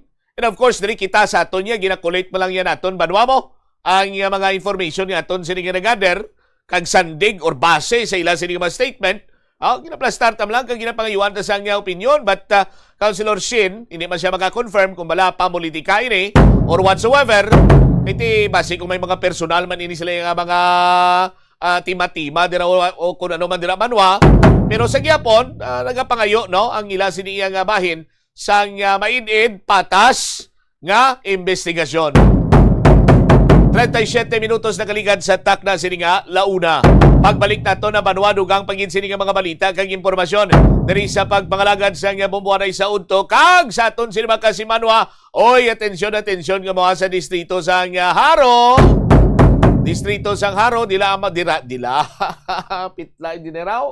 Dira ang masunod naton nga barangay draw sa Buena Mano Salvo Year 20 promo. Ano man ko ng hapon, hindi ka kambal sang ara kuya, hindi ko ka ang hapon, ang L nilaya armo, no? Sa hapon, di ako karon niya, ano man, hindi man ko hapon, pero hindi ko kamit lang sang R, imbis nga dila. Litla. Balikan ano nga sini nga mga balita kag impormasyon matapos gilawang pila ka importante nga mga pahibalo. Oras! Kadungan sang pagtigulang, nagataas man ang risgo sang vitamin deficiencies nga nagatugas sang physical kag emotional changes. Santo sa isa ka scientific study, ang B vitamins ang importante agod nga mag-function ang body cells nga nagabulig sa metabolism, paghimo sang bago nga blood cells, kag nagabulig sa pag-maintain sang healthy skin cells, brain cells, kag body tissues. Magluwa sa supplements, lakip sa mga pagkaon nga bastante sa vitamins sa moang karne, whole grains, prutas, gatas, cheese kag mga ulutanon. Paborito mo man bala kaunon ang prutas nga saging kabombo? Nakahibalo ka bala? Nga ang Pilipinas ang ikaduha sa pinakadako nga exporters ng saging sa bilog nga kalibutan. Sandig sa United Nations Food and Agriculture Organization, ang pungsod ang naka-export sang 2.93 million metric tons sang saging sa tuig 2025. Nagapangduha kita sa top exporter nga pungsod Ecuador. Ang saging manggaranon sa mga bitamina kag minerals, kaangay sang vitamin A, C, B6 kag potassium nga kinahanglan sa immune system, energy production kag cell protection. Bangod sa mataas nga potassium content sang saging, epektibo ini sang healthy blood pressure kag nagasuporta sa overall heart function. The Farmers Bazaar, your traditional public market with the touch of Plazuela Dos, ang isa ka lugar nga gintukod sa tion kag sa kasagsagan sa COVID-19 pandemic nga may tinutuyo nga maghatag sa imo sang safe marketing experience. Subong nga ang COVID-19 hindi nagidman dako nga pamahog kag nagapakadto na kita sa next normal. Rest assured nga ang Farmers Bazaar will further evolve agud nga magpadayon sa paghatag sa inyo sing satisfying marketing experience. The Farmers Bazaar. Sa lower level, tara na pahamtang ang fish, poultry kag meat section para naman sa inyo mga kinahanglanon nga prutas, utan kag iban pa, magbisita sa upper level, pinaagi sa paggamit sa hagdanan o kon sa pagkadto direkta sa parking lot. The Farmers Bazaar, your traditional public market with the touch of Plazuela Dos. Aksidente, gani ari ang mga tips nga dapat tandaan sa tion nga nagamaneho. Una, regular nga i-check ang kondisyon sa salakyan, lakip diri ang tire pressure, bastante nga oil kag brake fluid, kag ang side mirror ang dapat nga yara sa insakto nga anggulo.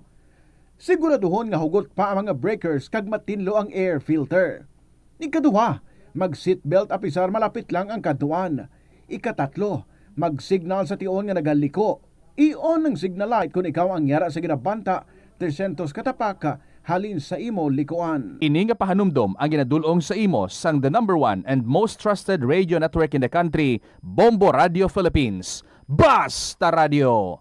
Bombo! Kabombo! Yari ang isa ka energy saving tip nga dapat mahibaluan mo. Masami ka bala nagasako kung magluto, ilabi na kung ang karne o kung isda nga imo inoglunod, ang frozen pa? Hinay-hinay lang kabombo! Ang frozen food, mas mahakog magkonsumo sang gas kung nakasala ang nasa kaldero. Inibangod madugay pa ini magtahaw kag mag-init antes maluto. Gani siguraduha nga antes magluto, nakatahaw na nga daan ang isda, karne o kung iba pa nga frozen foods antes iniisal ang sakalan. Ang wais sa kusina, makinot sa enerhiya. Gabulig sa paglikaw sa nanuhay tuay nga balatian ang simple nga pagkaon sang citrus fruits kaangay sang pomelo nga puno sang power plus wala di Iloilo Billboard of Activities for April 5 to 11, 2026.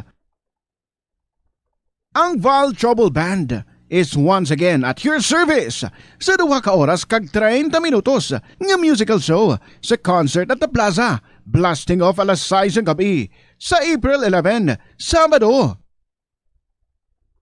Sa tion sa musical show, napulo ka mga matahom nga plaswala di Iloilo mags kag madamo pa nga iban ang igaparafol sa mga suki sang plaswala di Iloilo. Sa April 12, Domingo, ginaagdang tanan nga mangin kabahin sa Eucharistic celebration nga paghahiwaton sa El Puente or the Bridge sa among adlaw alas 11 sang aga. Sa tion sang Holy Mass, ipangamuyo naton sa Ginoo nga iyatandugon ang kasing-kasing sa mga lideres sang warring countries nga pilion ang peaceful means over deadly means to resolve conflicts. Plus wala di Iloilo, we remain to be one with you in the common hope for a better community and a progressive country in 2026.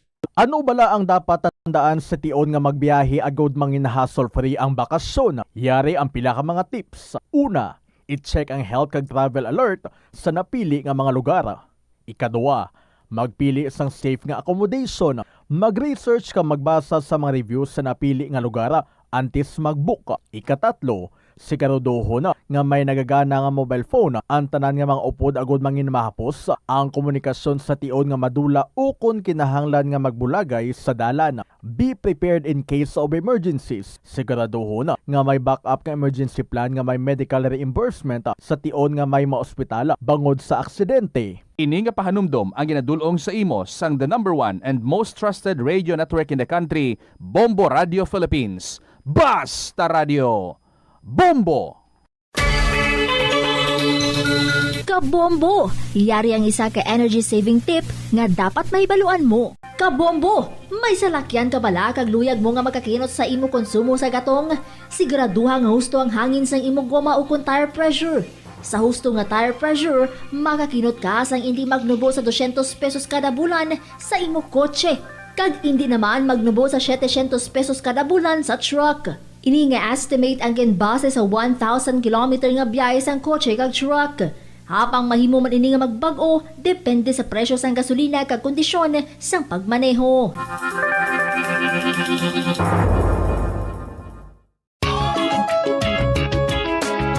Yari ang isa ka praktikal nga pamaagi agud makakinot sa paggamit sang tubig. Usisa kag kayuhon galayon ang nagalik. Bisan pa sa tig-ululan nga adlaw, ang nagatulo nga gripo kag tubo nagausik sa madamo nga litro sang tubig. Gani hindi na maguyang sang tiempo. Kay uha nagatulo nga gripo o kun tubo. Idi bangod nga ang kada tinulo sang tubig nga nagakausik. Katumbas ini ang senentimos man nga nagakauyang halin sa imo bulsa.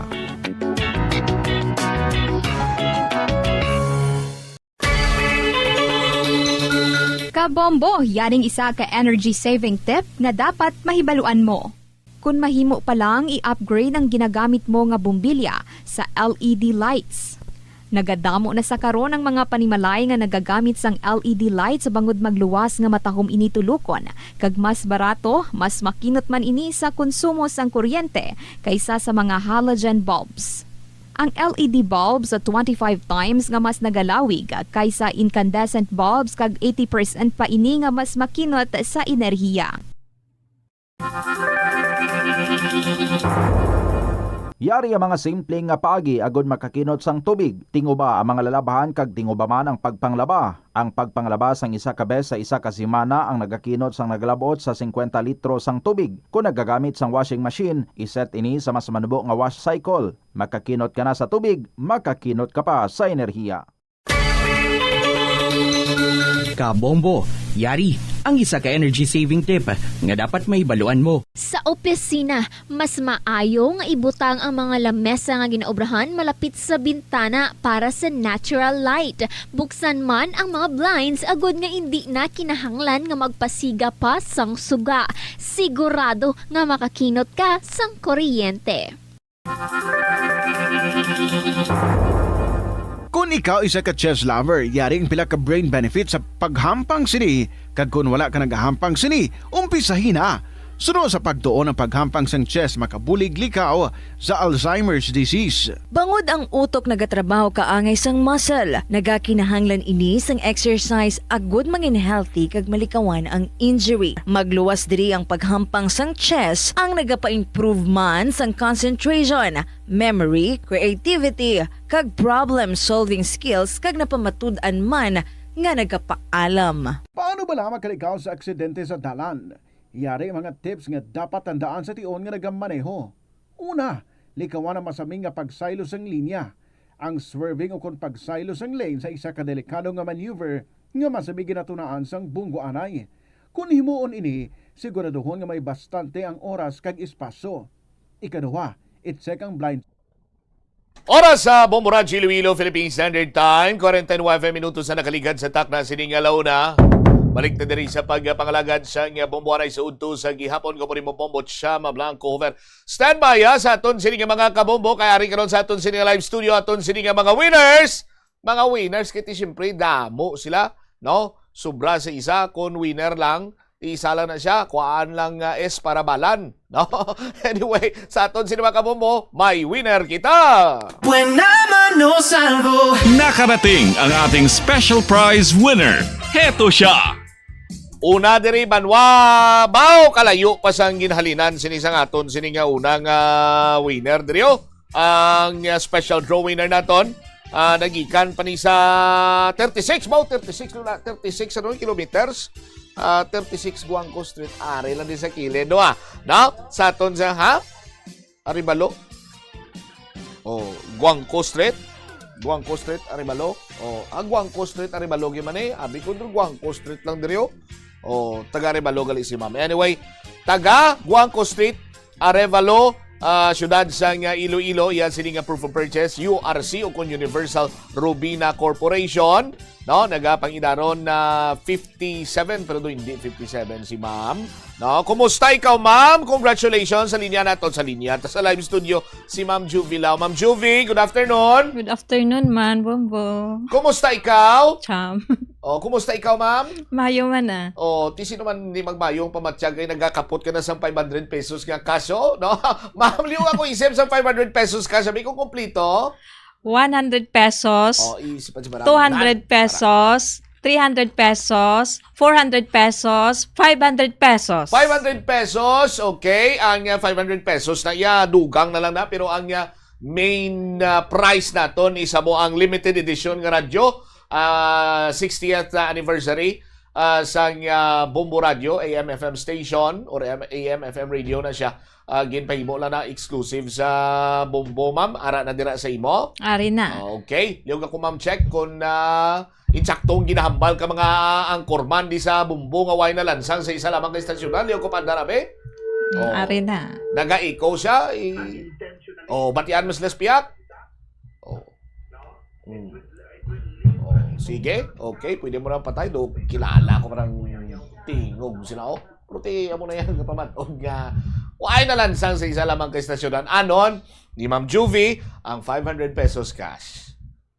Idugang liwat ibakal sang proof of purchase. Sino nagkakaon sang chipe, Mr. Chip, sa inyo, ma'am? Ikaw? Oo, eh. Pang-kuyam-kuyam, no? Oo. Sige. Ma'am, agdahaman to mga taga Guangco, mga taga Revalo, nga mag-intra sila para nga parehosimo madaog man sila, Ma'am Juvie. Oo, ang mga taga-Arivalo da, sa akon nga mga katupad da, mag-intraman kamo para kamo man sa sunod magdaog sang damo pa nga papremyo sa bombo. Kabala sila nga, mabatian nyo na ko sa radyo, kita nyo pa ko sa Facebook Live kag sa YouTube channel, oh. Kabalas lang, ma'am. Kabalas naman. Nahuya si ma'am. Sige, mama, hindi ka mag-huya-huya, ma'am. Kaya may 500 pesos cash ka na sa karon. Sige. Ma'am, basta radyo! Bombo! Star FM! Is all for you. Alright, dari wabit si Ma'am Juvie Lau sa 36 Guangco Street, Arevalo, Iloilo City. No? Sa aton sini makabomba aton sini nga limited edition or special draw winner. All right, next in line sa aton sini nga mga kabombo. No, standby ha. Standby sa aton sini nga mga kuturan. Ara lang na ma'am sa gwa, ma'am, may ano dira sa imo. Ara si Bombo del Margoro dira. Okay, another special draw winner.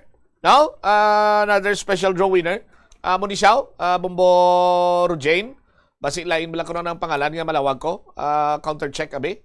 Sa kay Madam Promo in charge. Nan. Okay. Si Okay, Ruth Galban. Okay, sige. Ari na karon sa aton sining linya. Another winner na naman. Nakarating ang ating special prize winner. Heto siya. Special prize winner, Butsilingon, limited edition nga transistor radio, AM/FM, why na lansang sa isa lamang kay stasyonan, may LED light, may flashlight, bag-o gakalas pa ang plastic, naging gabot ni Bombo Rojane, no? Sa aton sini nga mga kabumbo, no? Si Ma'am Ruth, ano ganang pilido daton, Ma'am? Ruth Galban. Ma'am Ruth, maayong hapon sa imo. Maayong hapon man, Bombo Champ. Taga din si Ma'am Ruth Galvan. Taga barangay Kasing-Kasing. Taga Kasing-Kasing. Nang dumduman ko na, engineer. Ako ni naglawag kay Ma'am. Kumusta ikaw, Ma'am? Mayo man, Bombo Champ. Kumusta sa barangay niyo to?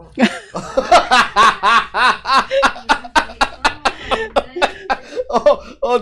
Ma'am, bago na si Ma'am, intriga pa ko ni Bombot sa mo. Anyway, Ma'am, ara ng 500 pesos sa imo. Liyong ako isip ay?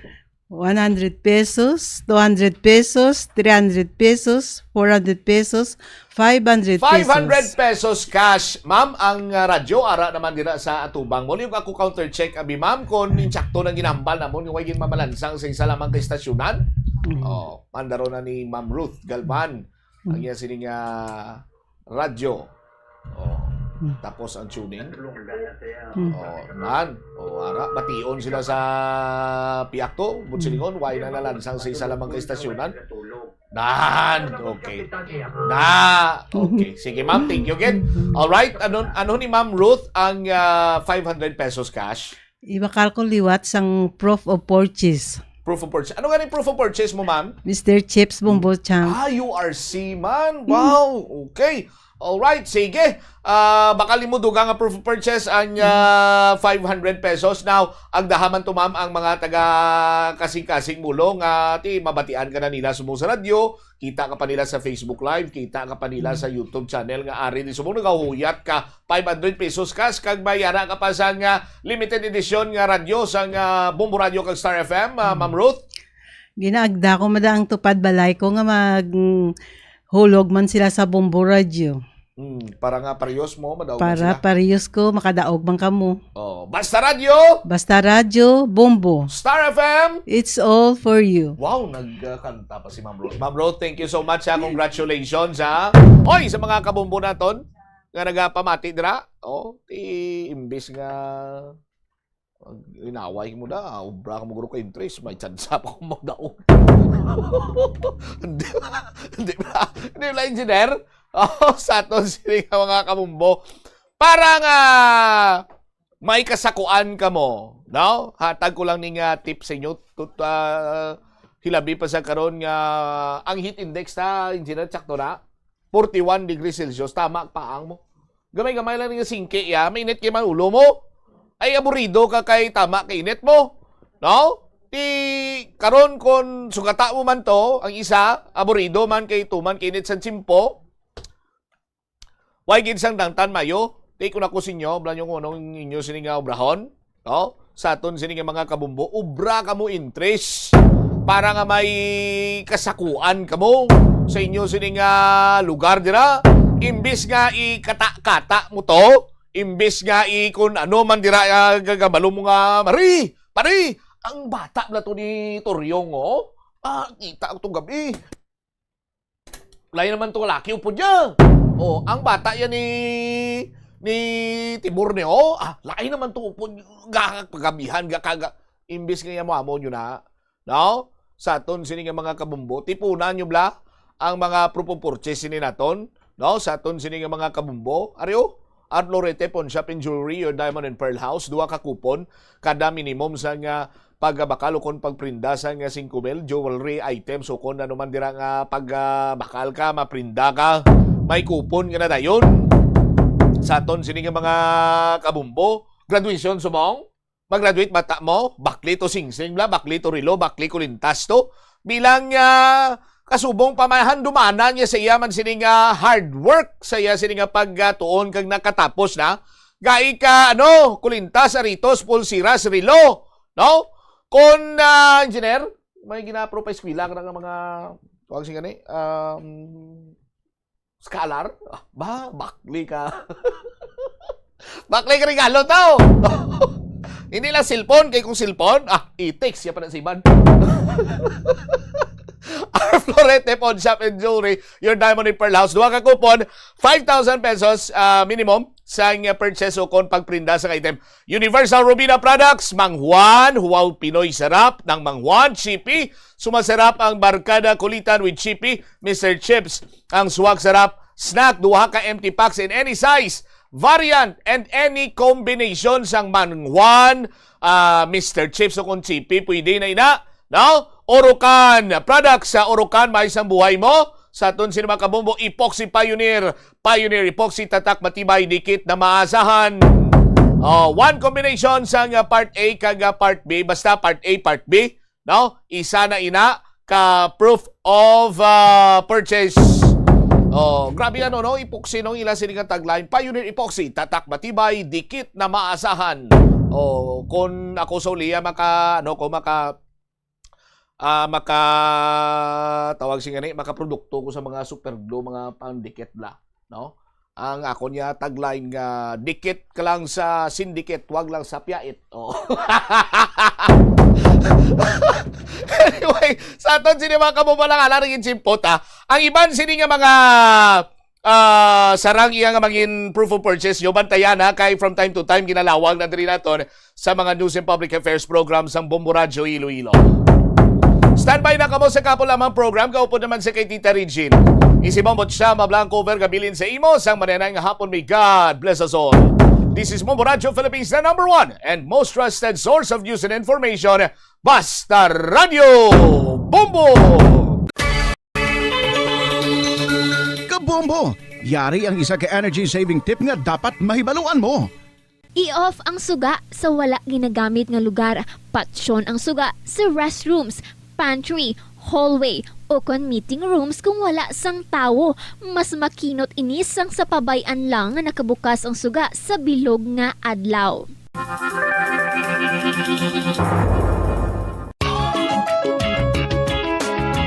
Yari ang isa ka praktikal nga pamaagi agon makakinot sa paggamit sang tubig.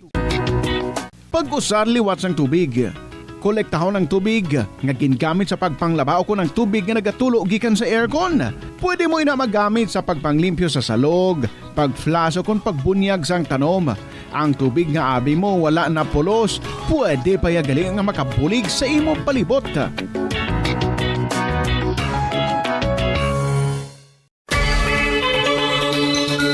Kabombo, yaring isa ka energy saving tip nga dapat mahibaluan mo. Kung magbutang sang pagkaon sa refrigerator, hindi magbutang nga bago pa lang naluto o mainit pa. Pabugnawaan na yung pagkaon antes taguon sa ref. Sa sini nga paagi hindi maayawa ng fridge sa pagpabugnaw sang temperatura. Regular man nga i-defrost ang imo ref kag freezer. I-defrost na ini kung magdamol na sang 1/4 inch ang ice para masiguro nga maayo perme ang andar sini.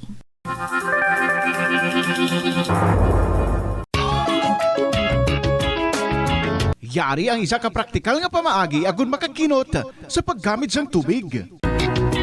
Kamu bala may mga Plus Wala di Iloilo Billboard of Activities for April 5 to 11, 2026. Ang Val Trouble Band is once again at your service sa 2 ka oras kag 30 minutos nga musical show sa concert at the Plaza, blasting off alas 6 ng gabi sa April 11, Sabado. Sa tion sa musical show, napulo ka mga matahom nga Plus Wala di Iloilo mags kag madamo pa nga iban ang igaparafol sa mga suki sa Plus Wala di Iloilo. Sa April 12, Domingo, ginaagdang tanan nga mangin kabahin sa Eucharistic celebration nga paghahiwaton sa El Puente or the Bridge sa among adlaw alas 11 sang aga. Sa tion sang Holy Mass, ipangamuyo naton sa Ginoo nga iyatandugon ang kasing-kasing sa mga lideres sang warring countries nga pilion ang peaceful means over deadly means to resolve conflicts. Plus Wala di Iloilo, we remain to be one with you in the common hope for a better community and a progressive country in 2026. Batuan ang climate change. Magamit sang bag nga pwede magamit sang liwat-liwat agud mabuhinan ang plastic bag nga ginahaboy. Bangod ini nagatugas ang greenhouse gases. Ikaduha, hindi masumi magamit sang computer. Kung 4 ka oras lamang sa isa ka adlaw ang imo nga paggamit sang computer, makabuhing ka na sang carbon dioxide emission nga 83%. Ikatatlo, kung malapit man lang imo nga kaladuan, mas maayo nga maglakat o kung magsakay na lang sa bike. Magluwas sa makakinot ka na, mabuhinan pang polusyon nga nagatugas ang climate change. Kabombo! Yari ang isa ka energy saving tip nga dapat mahibaluan mo. Siguraduhon nga matinlo kag maayo ang kondisyon sa mga appliances pareho sang electric fans kag air conditioners. Kung puno sang yabo ka mga ini, mas mabudlay sila mag-function gani mas madamo nga kuryente ang kinahanglan para makahatag. The Farmers Bazaar, your traditional public market with the touch of Plus Wala dos. Ang isa ka lugar nga gintukod sa tion kag sa kasagsagan sa COVID-19 pandemic nga may tinutuyo nga maghatag sa imo sang safe marketing experience. Subong nga ang COVID-19 hindi nagidman dako nga pamahog kag nagapakadto na kita sa next normal. Rest assured nga ang Farmers Bazaar will further evolve agud yung magpadayon sa paghatag sa inyo sing satisfying marketing experience. The Farmers Bazaar. Sa lower level, tara na pahamtang ang fish, poultry kag meat section para naman sa inyo mga kinahanglanon nga prutas, utang kag iban pa, magbisita sa upper level, pinaagi sa paggamit sa hagdanan o kung sa pagkadto direkta sa parking lot. The Farmers Bazaar, your traditional public market with a touch of Plus Wala dos. Yari ang mga household level fire safety measures nga dapat tandaan agud makalikaw sa sunog sa balay. Hindi magbutang o kung magtipon sang flammable substance o kung chemical nga makatugas ang sunog sa kusina o kung sa sulod sang balay. Ipalayo man sa mga kabataan ang pospro kag lighters. Patya ang kalayo kag baga matapos ang pagluto sa kusina. Siguraduhon nga wala nagasungaw kag pirmi limpyuhan ang mga kerosene kag gas stoves. Tandaan, ang paglikaw sa sunog sa sulod sa balay, responsibilidad sang bilog nga pamilya. Kabombo! Yari ang isa ka energy saving tip nga dapat mahibaluan mo.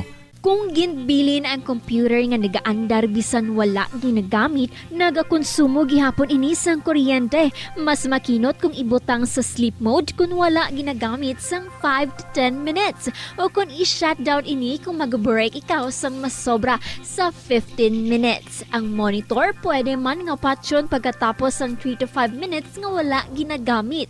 Sa sini nga paagi, makakinot ang opisina sang dako nga kuryente kada bulan. May kilala ka bala nga mga bata nga mahilig sa video games? Nagausik bala ini sang inoras sa paghampang sang iya ginakaadikan nga games? Isa ka pagtuon sang American Academy of Pediatrics ang nagapahayag ngang sobra-sobra o kun inoras nga pagtiner sa paghampang sang video games ang makadulot sang depresyon, anxiety kag manubo nga grade sa eskwelahan. Suno sa mga eksperto, halos 9% sa kada 3,000 ka mga elementary students sa kada pungsod ang makabig pathological o kun addict sa paghampang. Makabig nga pathological o kung addicted ang isa ka estudyante kung nagaapekto na ang paghampang sa iya nga pag-eskwela. Dugang pa sa among nga pagtuon, ang ka-addict sang isa ka bata makapabudlay sa iya sa pagkontrol sang iya impulse.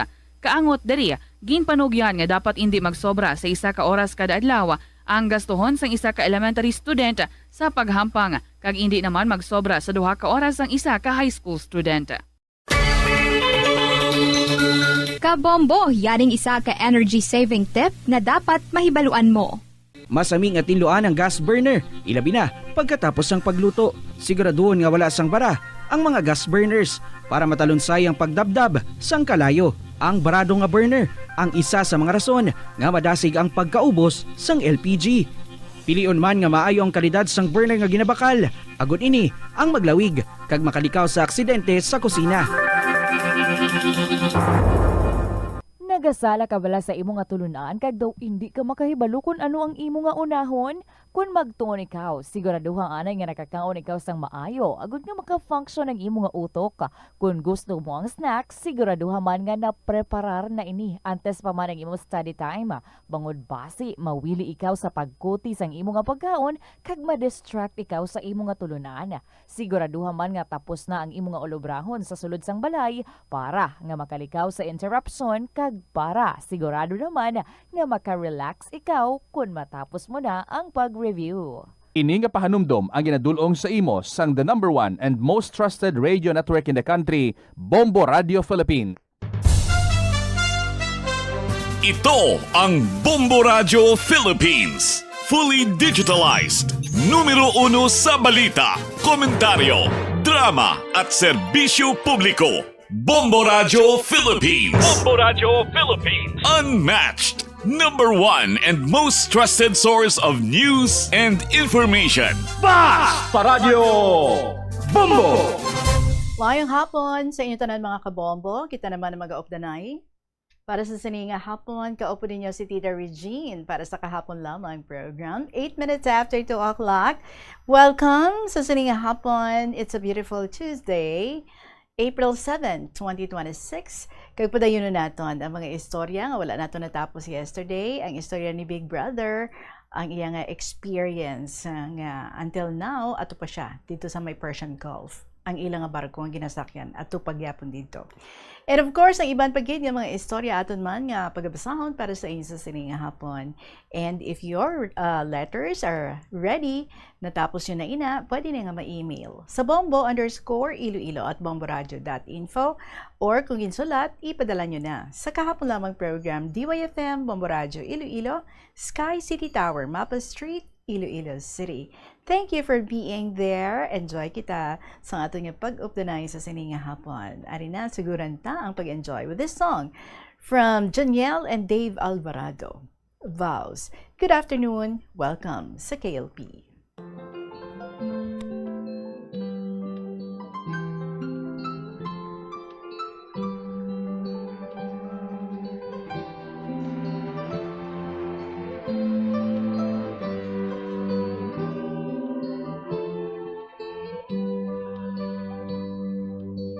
You are the star in my life. Don't fade, don't fade. Even in the darkest night, shine away, shine away. You mended my broken heart. I'm amazed, so amazed. You were there for me every single day till our time fades away. And now we hear exchanging vows and saying words of promises. I pray that even though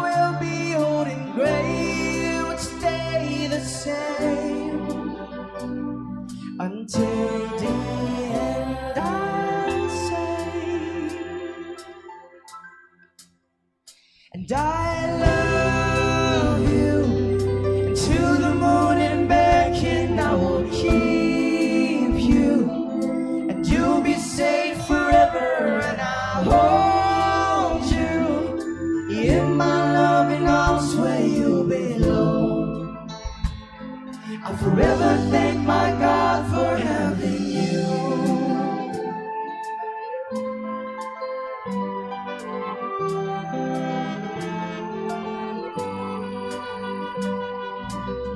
You're an angel in disguise. I can say, I can say. And when I look into your eyes, you take my breath away.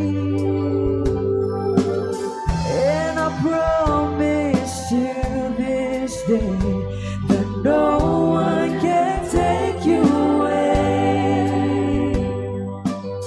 And I'll never regret the day when I went and asked your name. And now we're here exchanging vows and saying words of promises. I pray that even though we'll be old and gray, we'd stay the same until the end. I'll say I love you to the moon and back, and I will keep you. You'll be safe forever, and I'll hold you in my loving arms where you belong. I'll forever thank my God for having you.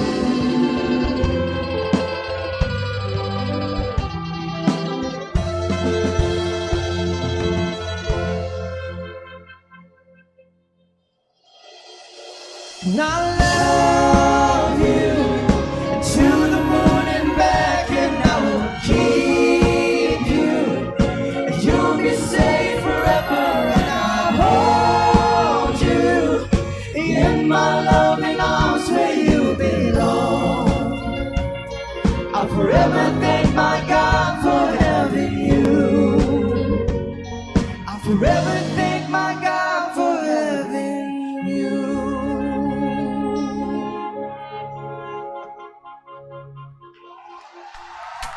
Beautiful song and a beautiful afternoon, vows from Janiel and Dave Alvarado. Ang atong oras, 14 minutes after 2 o'clock sa liwat. Ginaabi-abi ko ang tanan, ginagaupod sa aton. Kaupod niyo ako, this is Tita Regine, and balikan ta ang sulat nili sa aton ni Big Brother sang 5th District. Ginsugura naton basa sang kahapon. Kung sa diin, nagasaysay siya sa aton kung paano, no? Nga dito sila subong na trap sa may Persian Gulf. Kaya isang nagpanawagan nga hindi na diretso dito ang mga barko, ti sila yan nakasulod na. And so that's why, no, nga ti until now, dito na sila, stay put na to sila. Well, according sa iya, nga ti gin-offeran man sila sang additional pay.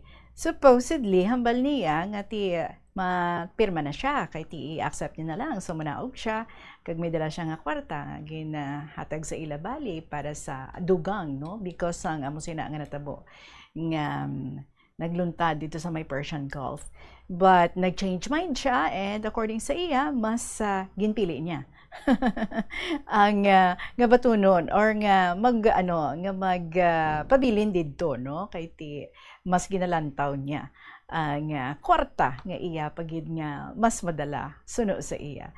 Well, hindi niya luyag ako nga i-divulge naton kung pila ang kwarta, no, nga gin-offer. But anyway, so padayunon naton ang pagbasa diri sa sulat sa aton ni Big Brother sa 5th District right now dito sa may Persian Gulf. So, Tita Regine, ako natani ang masign, pero nagbago ang ako ni isip, tita, sa nakita ko ang kwarta. Inabalang gahambal ang guardian angel ko nga puli na, Tak-a na ako sagay panagang missiles, kapoy na ako, hindi magpadala sa hutik sang kwarta. Pero ako yata, wala nagpirma, kaginbaton ko ang offer. Hambal ko, ma-okay mani ang sitwasyon So tita, ginsuway ko ang guardian angel ko. Tuloy ang laban, kay tungod sa maleta nga kwarta. Inabala nga sa mga una nga sinimana sang March, nagabot sa point nga bisan lagpok lang sang portahan, nagasala-sala ako. Agyan pagid na ta nga nangilat, baw grabe akong kuob-kuob. Kay abi ko naglupok na sa babaw, kay gali iya kilat. Tapos gamay lang nga bagay, gakairita ako. Pero sang na-approve ang bonus tita, nadula bala. Ako nervyos. Ay na anuman, psychological lang. Char. Siyempre kulbaan man gyapon, kaso anhon ta, kay wala biyahe, antos lang di anay Kag tita, kamahal sa gasolina sa Pinas, hindi ko deserved maubos ang pinangabudlayan ko makadto lang sa gasolina. Ganon. So tita, sa subong, isa na kami di kabulan. Wala untat ang biyahe, Bahrain to Saudi. Wala man untat sa kaasid ko, kay taga oras-oras, galinupok. Ang mga upod ko may mga mental health na, kag emotionally dysregulated na. Kay gusto na mapuli. May mental health issues na, no? Kay gusto na mapuli, pero ako pangamuyo lang. Pero sa tuod lang nakaimpake na ako sa akong maleta. Kay in case mag-open ang biyahe pa Pinas, mag-go naman ako. Total, na-comply ko naman ang requirement sa bonus. Tita, kisa gatulo akong luha. May mga realizations ako. Kabudlay gid sa mga bagay, kay nagakalatabo subong. Inabalang ang inaway, wala gid na may madulot nga kaayuhan. Wala gid na sang may daog. Rather, ang kaluluoy ang mga inosente nga mga civilians, mga bata, nanay, kag mga malam. Lantawa bala? Grabe inflation sa Pinas and the entire Asian countries, lalo na ang oil import dependent countries, kaangay sang Pilipinas. Gakadumduman ko dason ang kanta sang Black Eyed Peas, nga Where is the Love? Nga ang lyrics, people killing people, dying children, hurting. I hear them crying. Can you practice what you are preaching? Would you turn the other cheek again? Mama, mama, mama, tell us what the hell is going on? Can't we all just get along? Father, Father, Father, help us. Send some guidance from above, 'cause people got me questioning. Where is the love? God, what happened to the love and the values of humanity? What happened to the love and the fairness and equality? Instead of spreading love, we're spreading animosity, lack of understanding, leading us away from unity. Where is the love? Kag Tita Regine, diri ko gid na apresyar ang sakripisyo sa mga nanay, tatay, utod, kag sa tanan nga mga OFWs. Wherever you are in the world, salamat sa inyo nga sakripisyo.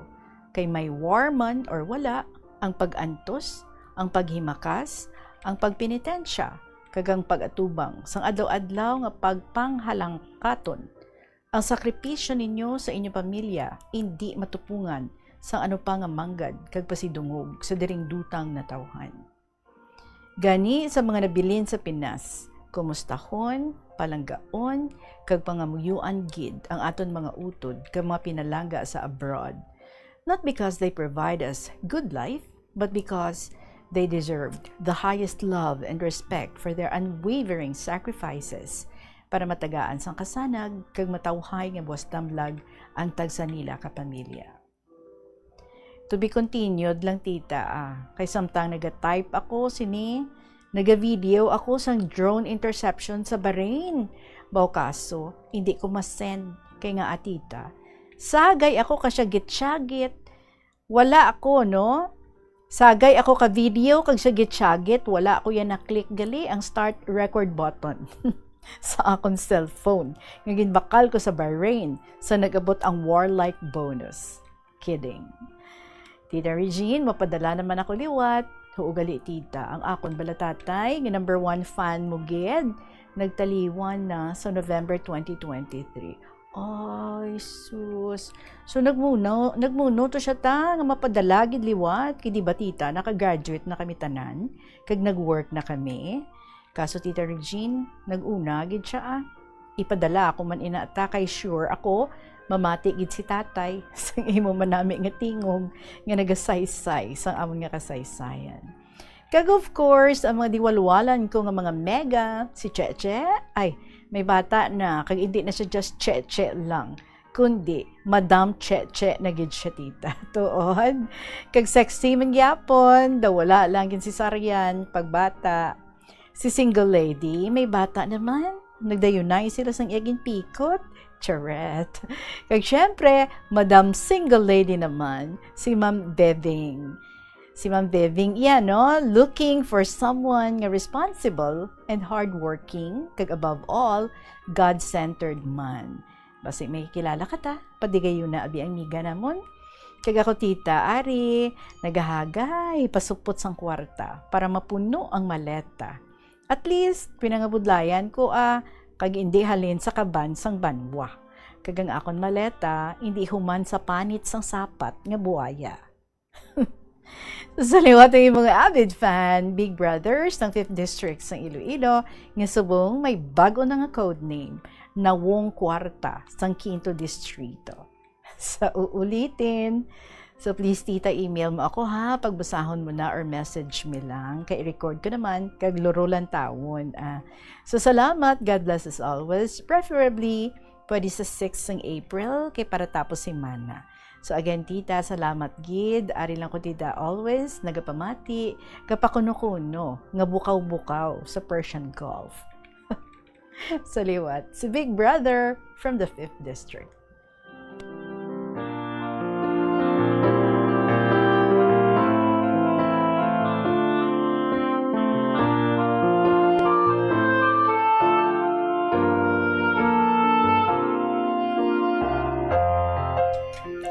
Hello sa imo dira, Big Brother. You know what?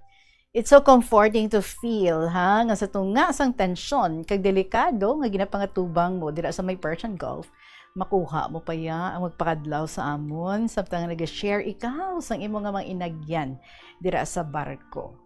Well, I know nga as of this time, kinahanglan nyo gid ang pag-comfort, kag emotional support, halin sa inyo family, sa mga friends. So, gani, sa may mga miyembro sang pamilya dira, himata o kung kakilala nga, ato dito subong, na trapped sa delikadong lugar sang Persian Gulf. Ini ang tiyempo naton, mga kabombo, nga need gid nila ang ato nga emotional and social support. So, mag-maintain kita sa regular communication sa ila, kaangay sang frequent video calls, mga messages and calls via platforms, kay crucial ini to combat sang ilang loneliness kag makapahagan-hagan sang ilang anxiety. Mag-offer kita sa mga reassurances sa ila. So mag-provide kita mga positibo kag kalma nga mga updates from home. I-avoid gid naton ang pag-discuss o kung pag-share sa mga unverified rumors nga mahimo maka-cause unnecessary panic dito sa ila. Kay di ba gina-jam to ang ilang GPS? Kaya ang importante, magpangamuyo kita, kag maghatag encouragement sa ila. Ang pag-offer sa pangamuyo, kag paghatag sa words of encouragement, makabulig sa ila pabatsyag, nga suportado ninyo sila, and valued as human day heroes. So sa imo dira, Big Brother, ang manggid nga paghalong, kagay between money and life, mas pilion mo ang life sa seryoso lang nga istorya. Diba? So, batyaga sa mayo, kung wise to go home, then go home, kung may tsansa. For the meantime, samtang ara ka pa dira, super gid nga paghalong, kag pagpangamuyo, and salamat for the promise of keeping us posted sa imo nga sitwasyon dira, kag sa iban pa nga makaupdanan mo man, especially mga fellow Pinoys mo, So kabay, ubayan, kag proteksyonan ka at all times ang ato nga Ginoo, kamutanan, dira nga mga kakauturan namon sa may Persian Gulf. Salamat, Gid. Alas 2:26 ang ato nga oras, magapanumbalik ang KLP with more stories para sa inyo, kaupod, si Tita Regine. Kabombo, yaring isa ka energy saving tip nga dapat mahibaluan mo. Gamit sa mga energy efficient nga mga appliances agud makakinot sa kuryente.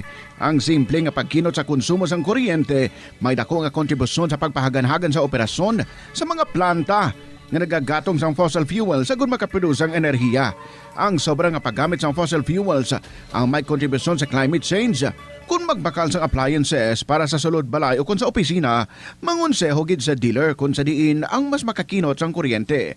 Makabulig man ini sa imo nga makakinot sa balayran sa kuryente. Sa eskwelahan, ang pag-practice ng good manners and right conduct ang makabulig sa paghimo sang positive, respectful environment para sa pagtuon. Nagapakita ini sang pagtahod hindi lang sa mga manunudlo kundi mangin sa imo mga classmate kag sa school community. Mag-abot sa eskwelahan on time. Ang pag-abot sang late sa klase kag sa aktibidad ang nagapakita sang kakulang sang respeto sa oras sang iban. Magpamati sa imo maestra o kun maestro samtang nagadiscuss ang lesson kag sundon. Alas 2:27 ang ato nga oras, padayon kita sa pagdulong sa makasaysayan. May ara naman i-share sa aton si multiple stroke survivor para sa sininga hapon. Dear Tita Regine.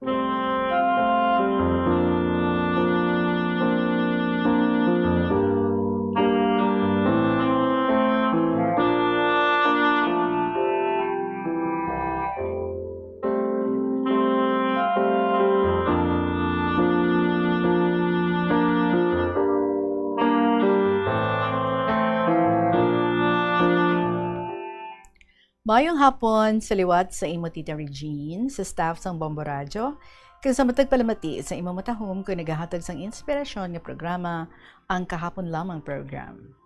Lubos gid ako nga nagapasalamat Tita sa pagbasa mo sa malawig ko nga sulat about my stroke journey. Kabay pa nga nakahatag man ang akong istorya sa kabuhi sang inspirasyon kag leksyon sa makapareho ko nga may similar nga dalagan sa kabuhi. Ilabi na ang mga nakatrabaho man sa call center. Tita Regine, again, allow me to share this message nga ako nga ginsulat to everyone who's going through an ordeal in their life. Not just for stroke survivors, but for all types of illnesses sa mga tao nga nagakadulaan na sa paglaom sa kabuhi kag nagaluyan na ang pagtuo kag pagsalig sa Ginoo. My story, the beauty of resilience, a journey of survival, strength, and unbreakable spirit. Looking back, almost 9 years ago was the day nga ang akon nga life totally changed. Kung akon balikan in time and speak to the person I was back then, I would tell him, preparar ka, because the world is about to test you in ways you can never imagine.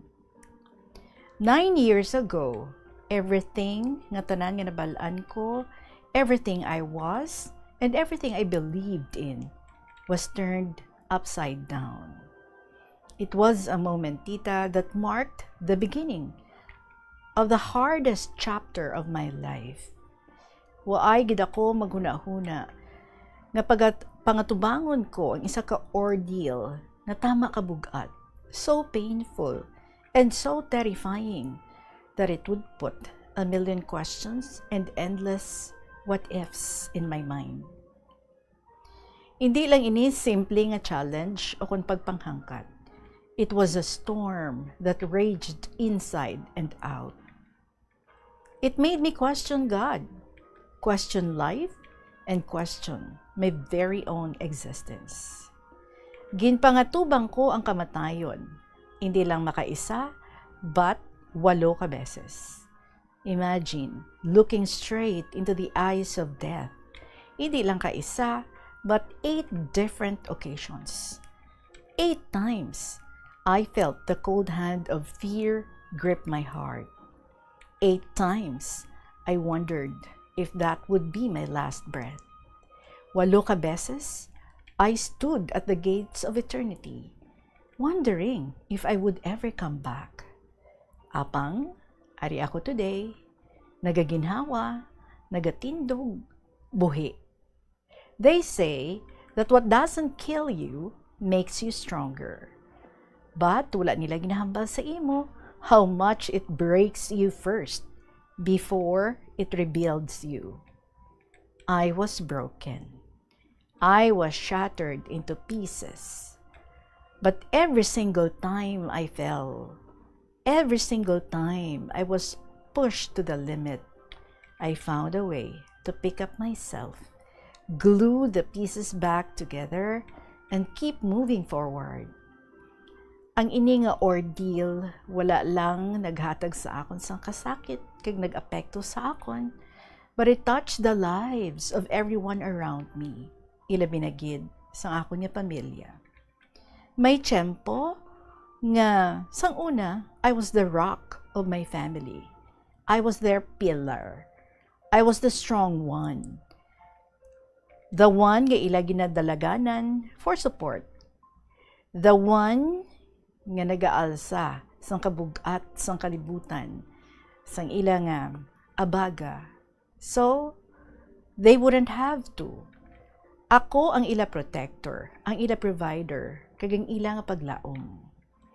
But when life hit me hardest, ang tanan nagbag-o. The roles were reversed. The pain I carried became so heavy that even those closest to me, hindi sila kaintindi. And in their confusion, sa ilang nga kahadlok, or in their own way of coping, nagbag-o ang tanan. Ang pamilya nga sang una naga-look up sa akon, in my darkest hours, I felt like they became my foes. It hurt more than any physical pain I ever felt. To be misunderstood by the people you love most, to feel alone, even in a crowded room, to be judged instead of being held. That pain is deep. It cuts right through the soul. And then, there were the friends. Ang mga tao nga kaupod ko nga nagaharakak sang una, the people I shared my secrets with, the people I thought would be there forever. They faded away and were never seen again. Isa-isa, naghalin. When the going got tough, they got going. They disappeared like smoke in the wind, leaving me standing alone in the rain. Because of all these, my future became questionable. Kada damgo nga may ara ako, tanan nga plano nga ginpanghimo ko, every hope I held onto, it all became blurry, distant, and almost impossible to reach. Nagatubang ako sa espeho, kag ginapamangkot ko ang akong kaugalingon. Mahimo mo pa ini? Makaya mo pa? Is there anything left for you out there? I lost my health. I lost my security. I lost my status. And I almost lost my mind. But you know what? I did not lose my fight. In the middle of that darkness, something incredible happened. Kung ang tanan nagbiya, I realized I wasn't actually alone. When everyone turned their backs, I found a strength inside me that I never knew existed. Kung nagaisahanon ikaw, nagatudlo ini sa akon sang independence. Being misunderstood taught me self-assurance. Being broken taught me how to fix myself. I realized that people live for a reason. Situations change for a purpose. The pain I went through was not meant to destroy me. It was meant to develop me. Ang 8 ka beses nga ato nga ang kamatayon nagpanuktok sa akon nga ganhaan, it wasn't because I was weak. It was because I was strong enough to survive it. Not everyone can carry the burden I carry. Not everyone can survive the battles I've won. Today, subong, I am not the same person I was 9 years ago. I am better. I am wiser. I am tougher. I have scars that tell stories. May mga inagyan ako that made me who I am. I have a heart that has been broken so many times, but still knows how to love, still knows how to forgive, and still knows how to hope. So, sa mga nagbiya, salamat sa inyo. You taught me that I don't need crowds to be happy. To those nga nagpangduha-duha, thank you. You pushed me to prove them wrong. Sa kasakit, salamat. You made me a warrior. My future is no longer questionable. It is promising. Because if I could survive 8 deaths, I can survive anything. If I could stand up after being knocked down 1,000 times, I can conquer any mountain. Ginasulat ko ini not to gain sympathy, but to share inspiration. Gusto ko mahibaluan ninyo that no matter how dark your night is, the sun will rise again. No matter how heavy your load is, you are stronger than you think. Don't ever give up. Don't ever look down. I am a survivor. I am a masterpiece. I am a living, breathing miracle. Life tried to break me, but it failed. Kag kung ano man ang matabo next, handa ako. Because I have already faced the worst, and I am still here, standing tall, smiling, and ready to win. Thank you, life, for breaking me, only to make me whole again. Tita Regine, ari man ang lyrics ng isa ka Christian song nga permi ko ginapamatian sa tion nga ginaigo ako sa depression kag pagkabalaka sa kabuhi. Ang tigulo, kneel down and pray. When you're feeling so low and tears overflow, when there's nothing you hear and things are unclear, when you can't seem to stand and no one's around, and when it looks like everyone is gone, kneel down and pray, because He's always there. He knows your heart. Don't go astray. So, kneel down and pray, because He always cares. Never lose hope. He'll show you the way. Just kneel down and pray. Don't lose hope. Just kneel down and pray. When you're feeling so tired, with fears you can't hide, when strength becomes scarce and weaknesses abound, where there's no place to go and wind doesn't seem to blow, beyond the clouds, there's something you should know. Kneel down and pray, because He's always there. He knows your heart. Don't go astray. Kneel down and pray, because He always cares. Never lose hope. He'll show you the way. Just kneel down and pray when no one else can understand, when all the smiles turned into frown, when the right words to say cannot be found, and when your world is crashing down. Kneel down and pray, because He's always there. He knows your heart. Don't go astray. So kneel down and pray, because He always cares. Never lose hope. He'll show you the way. Just kneel down and pray, because He's always there. He knows your heart. Don't go astray. Just kneel down and pray. Tita Regine, tubtub na lang anay diri ang akong sulat, kay sa liwat, madamoy nga salamat sa paghatag sang time sa pagbasa sini ang matinahuron multiple stroke survivor.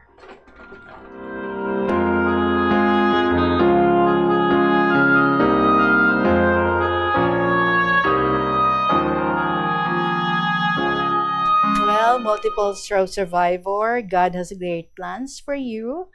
When He breaks you, expect that there is going to be a breakthrough para sa imo. Now, you're standing tall and ready to face life. You have conquered fear, kaginbuslan, sang faith, sang pagtuo. And you're right, when you do not know anymore kung anong imo himuon, just kneel down and pray. Just kneel down and pray. Salamat, Gid, and God bless you. Alas 2:41 ang atong nga oras, magapanambalik ang kahapon lamang program. Still, kaupod si Tita Regine. Kabombo! Yari ang isa ka energy saving tip nga dapat mahibaluan mo. Kung nagaluto ka sa kusina, ipasiguro nga husto ang kadakuon o sukat sang kaldero, kasirola o kalaha sa burner nga ginagamit sa pagluto. Makabulig ini para malikawan ang pag-awas sang kalayo sa kilid kag para mas madasig nga maluto ang pagkaon. Sa sili nga pamaagi, makakinot ka sa konsumo sa gatong kag makapamag-an manini sa mga galastuson. Mas nanamian bala ikaw magtuon sa balay ipaanggid sa eskwelahan nga madamo ang tawo? Isa ka panugyan para epektibo ang pagtuon sa balay, amo ang pagpangita sa designated area agud nga matiniran kung ikaw nagasulat, nagabasa o kung nag-review. Pwede man nga lamesa sa kusina o kung sa desk. We have a letter from Mr. Amugid na iya. Remember him? Ang iya nga i-share sa aton may tigulo. Rehistrado ka na? Dear Tita Regine.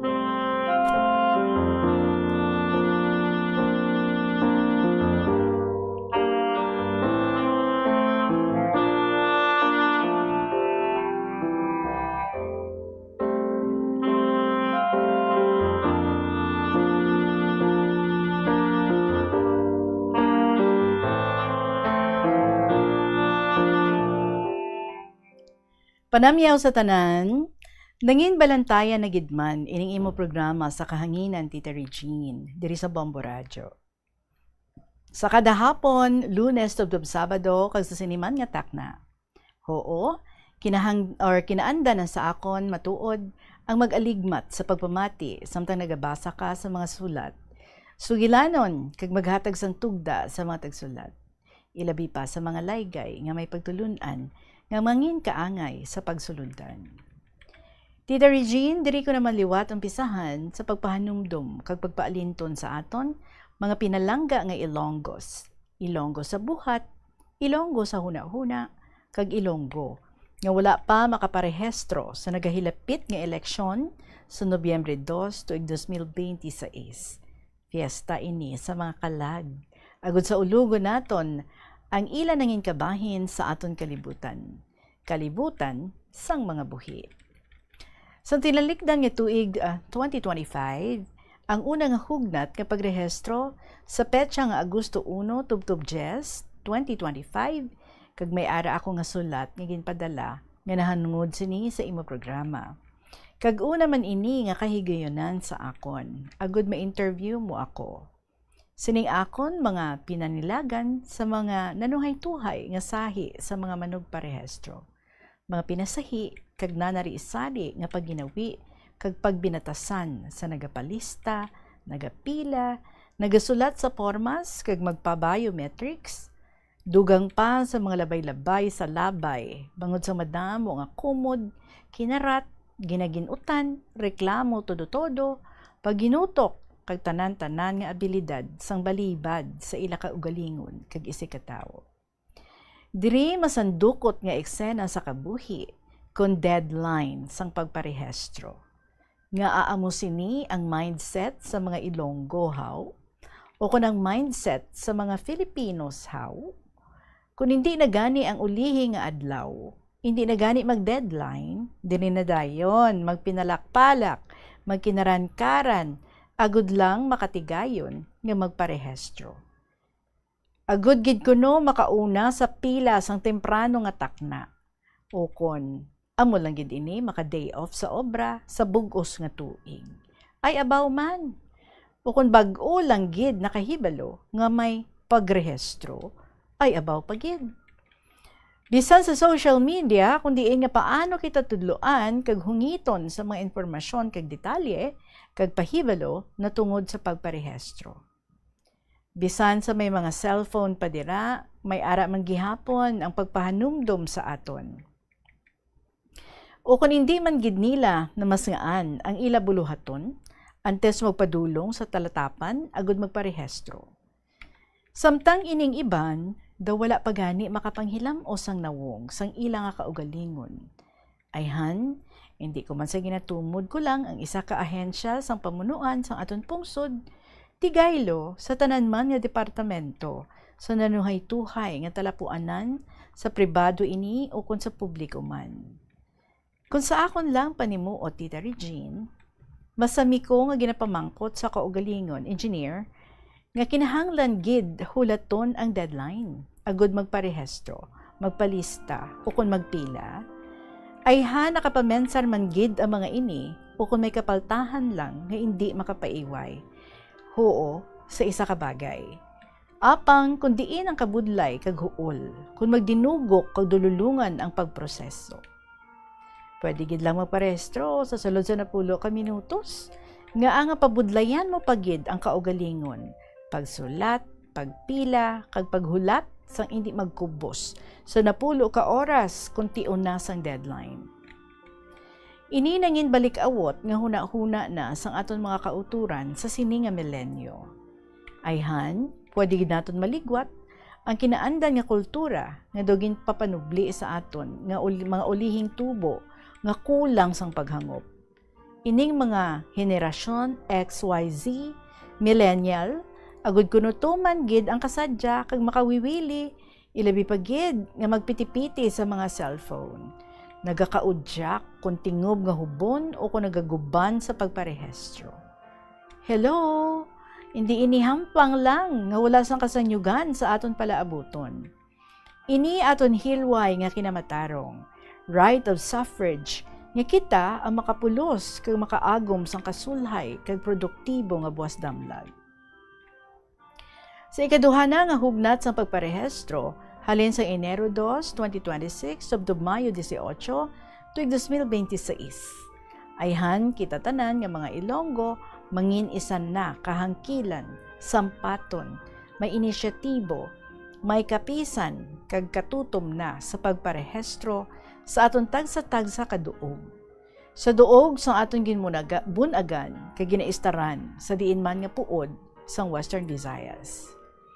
Akon gid ginapangabay paagi sa imo palatuntunan, Tita Regine, sa tanan nga tagpalamati nga may ara pa sang tinion agud makabugtaw sa ila nagkakatulog nga balatyagon. Kag may pagdapya gikan sa dulos sa pagwaragwag sang Bombo Radyo. Kag pagtulutimbang kung magparehistro raw pa, antes ang deadline sa Mayo 18, tuig 2026, Lunes nga adlaw. Agud sa sini nga tuig sang 2026, sa bulan sa Nobyembre kag sa petsa 2, hindi na kita pagkalagon sa aton mga himata nga nagkalamatay na. Hindi na kita pagtublagon sa pagsukmat nga wala makahingagaw sa pagrehistro sa ahensya sang COMELEC. Agud hindi na kamo o kung kita paghutikan sa mga kabutigan. Tigaylo sa aton mga kamot ang may gahom sa pag-umwad kag pag-uswag sa aton tagsa kakaugalingon. Banwa, syudad kag pungsod. Kag ilabig pagid sa tanan, Tita Regine, nga hindi na mangin isa na lang kakahapon lamang ang aton mga paglaom, paghimakas kag kabakas. Ayhan makahambal na lang gid kita nga hindi ang nagliligad pa nga natabo ukon maragtas nga ginpagkit sa mga libro, pamantalaan kag kasulatan. Ukon ayhan, ginhuman sa mga talamdan, kag diri na naton sikwayon, ang mga malaway nga kahapon lamang, nga nahibaluan, kag kasakit nga nabatyagan. Bisan magpamalandong paliwat sa pagkatapos ng Semana Santa, tuig 2026, hindi na gid lang isa, kakahapon lamang nga gintalikdan, nga wala makaparehistro, ante sa natalana nga deadline sa Mayo 18 sa sini nga tuig. Kag makatabinas sa pagbungat ka na gid lang, ahay, ay nalipat gali ako. Tubtob mangin wala na sang kapuslanan sa pagtakop sining liwat nga kahigayunan. Kaangay kung tani isa ikaw sa gintagna sa katilingban nga magauyat sang iwag sang kasanag sa mga nadulman. Madamong nga salamat sa liwat, Mr. Amugid na iya.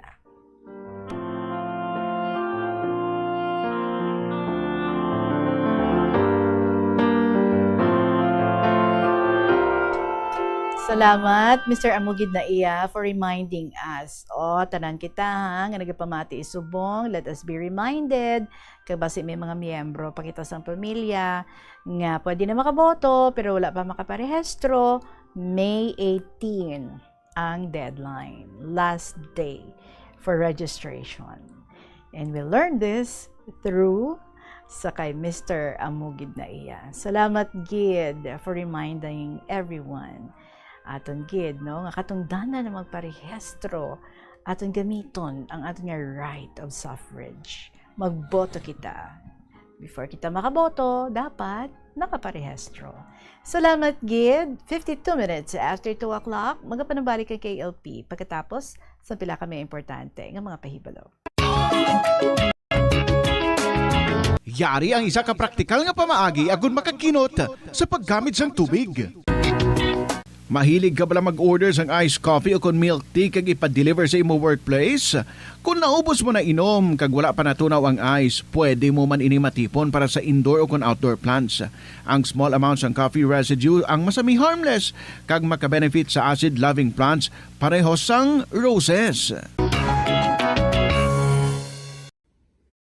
Ang kalibutan ginakabug-usan sang 71% sang tubig o kon kadagatan.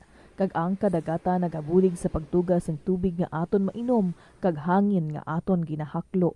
Gani, aton halungan kag imentenar ang malimpyo nga ginaagyan sang tubig. Sa sinigama tinion, tapuson taman ang ginsuguran nga gin-share diri sa aton ni Aguila sa Sri Lanka, all about God loving us unconditionally, extravagantly, and protecting us through all the day. So supunanta ang iya diri nga mga inspirations nga luyag nga i-share sa aton. Nagas so good.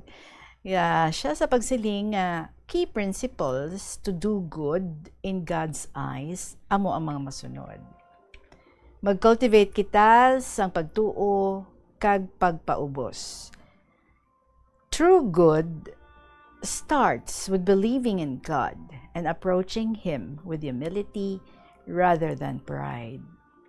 Sunod, sundo naton ang luyag sang Diyos.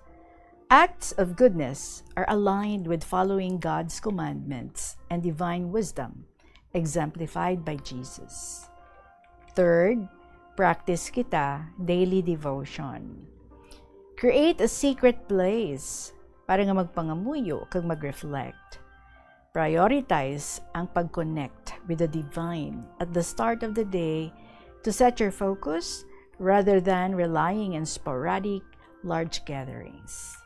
Ika-apat, serbisyohan naton ang aton nga mga kauturan selflessly.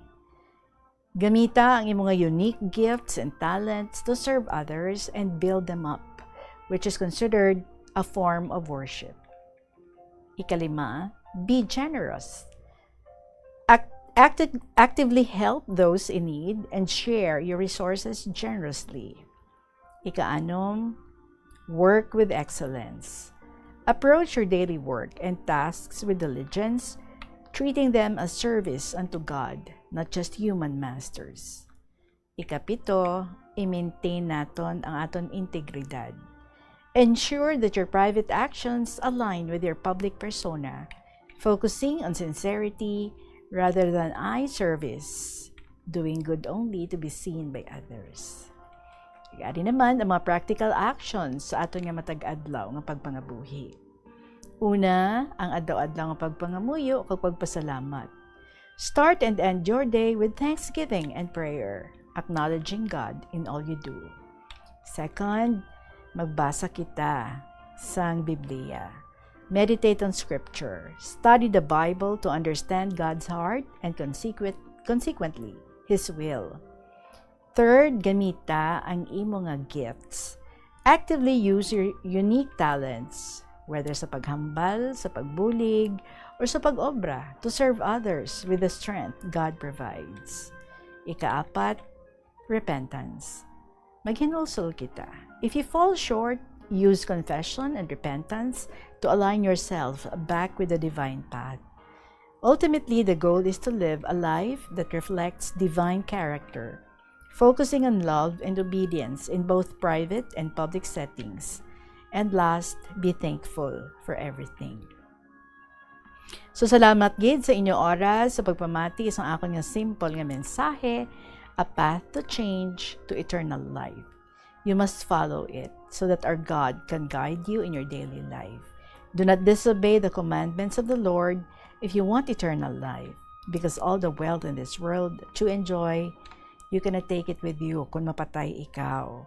Ang tanan nga mga eksperyensyahan sa aton nga kabuhi, igabili naton diri sa kalibutan. Let us be faithful to the Lord and let us strive to see how we can live again when Jesus comes. In heaven, there is no death but eternal life, no pain, no tears. Let us live faithfully before God, obey God's commandments so that we can achieve eternal life. Salamat sa inyo nga oras sa pagpamati sa simple ko nga mensahe. Saliwat. Ang aton nga letter sender si Aguila sa Sri Lanka.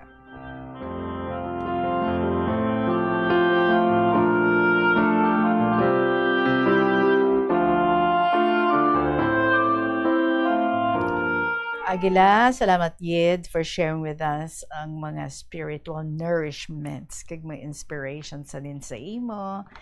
I wish no nga ti tanan kita nga nagapamati may mga nakuha gid kag may pagasundon, may mga iga-apply sa imo diri nga gin-share sa aton sa sininga hapon. Salamat sa liwat. Aguila sa Sri Lanka. And to those nga may araman nga luyag nga i-share para sa kahapon lamang program sa mga istorya ninyo sa kabuhi, you can email them sa bombo_iloilo@bomboradio.info or pa ninyo nga isulat ang makasaysayan kagipadala sa kahapon lamang program DYFM, Bombo Radio Iloilo, Sky City Tower, Mapa Street, Iloilo City. Balikay kita buwas, kag padayon naton ang atong mga kalingawan kada hapon halin Lunes tubtob Sabado. Sa gihapon ininyo alagad si Tita Regine para sa kahapon lamang program, inviting you nga magpamati sa mga matahom nga mga dramas right after KLP, Tuyang Ermitanya, Provincial Jail, kag ang Dear Diary. I'll see you again tomorrow. Good afternoon and God bless.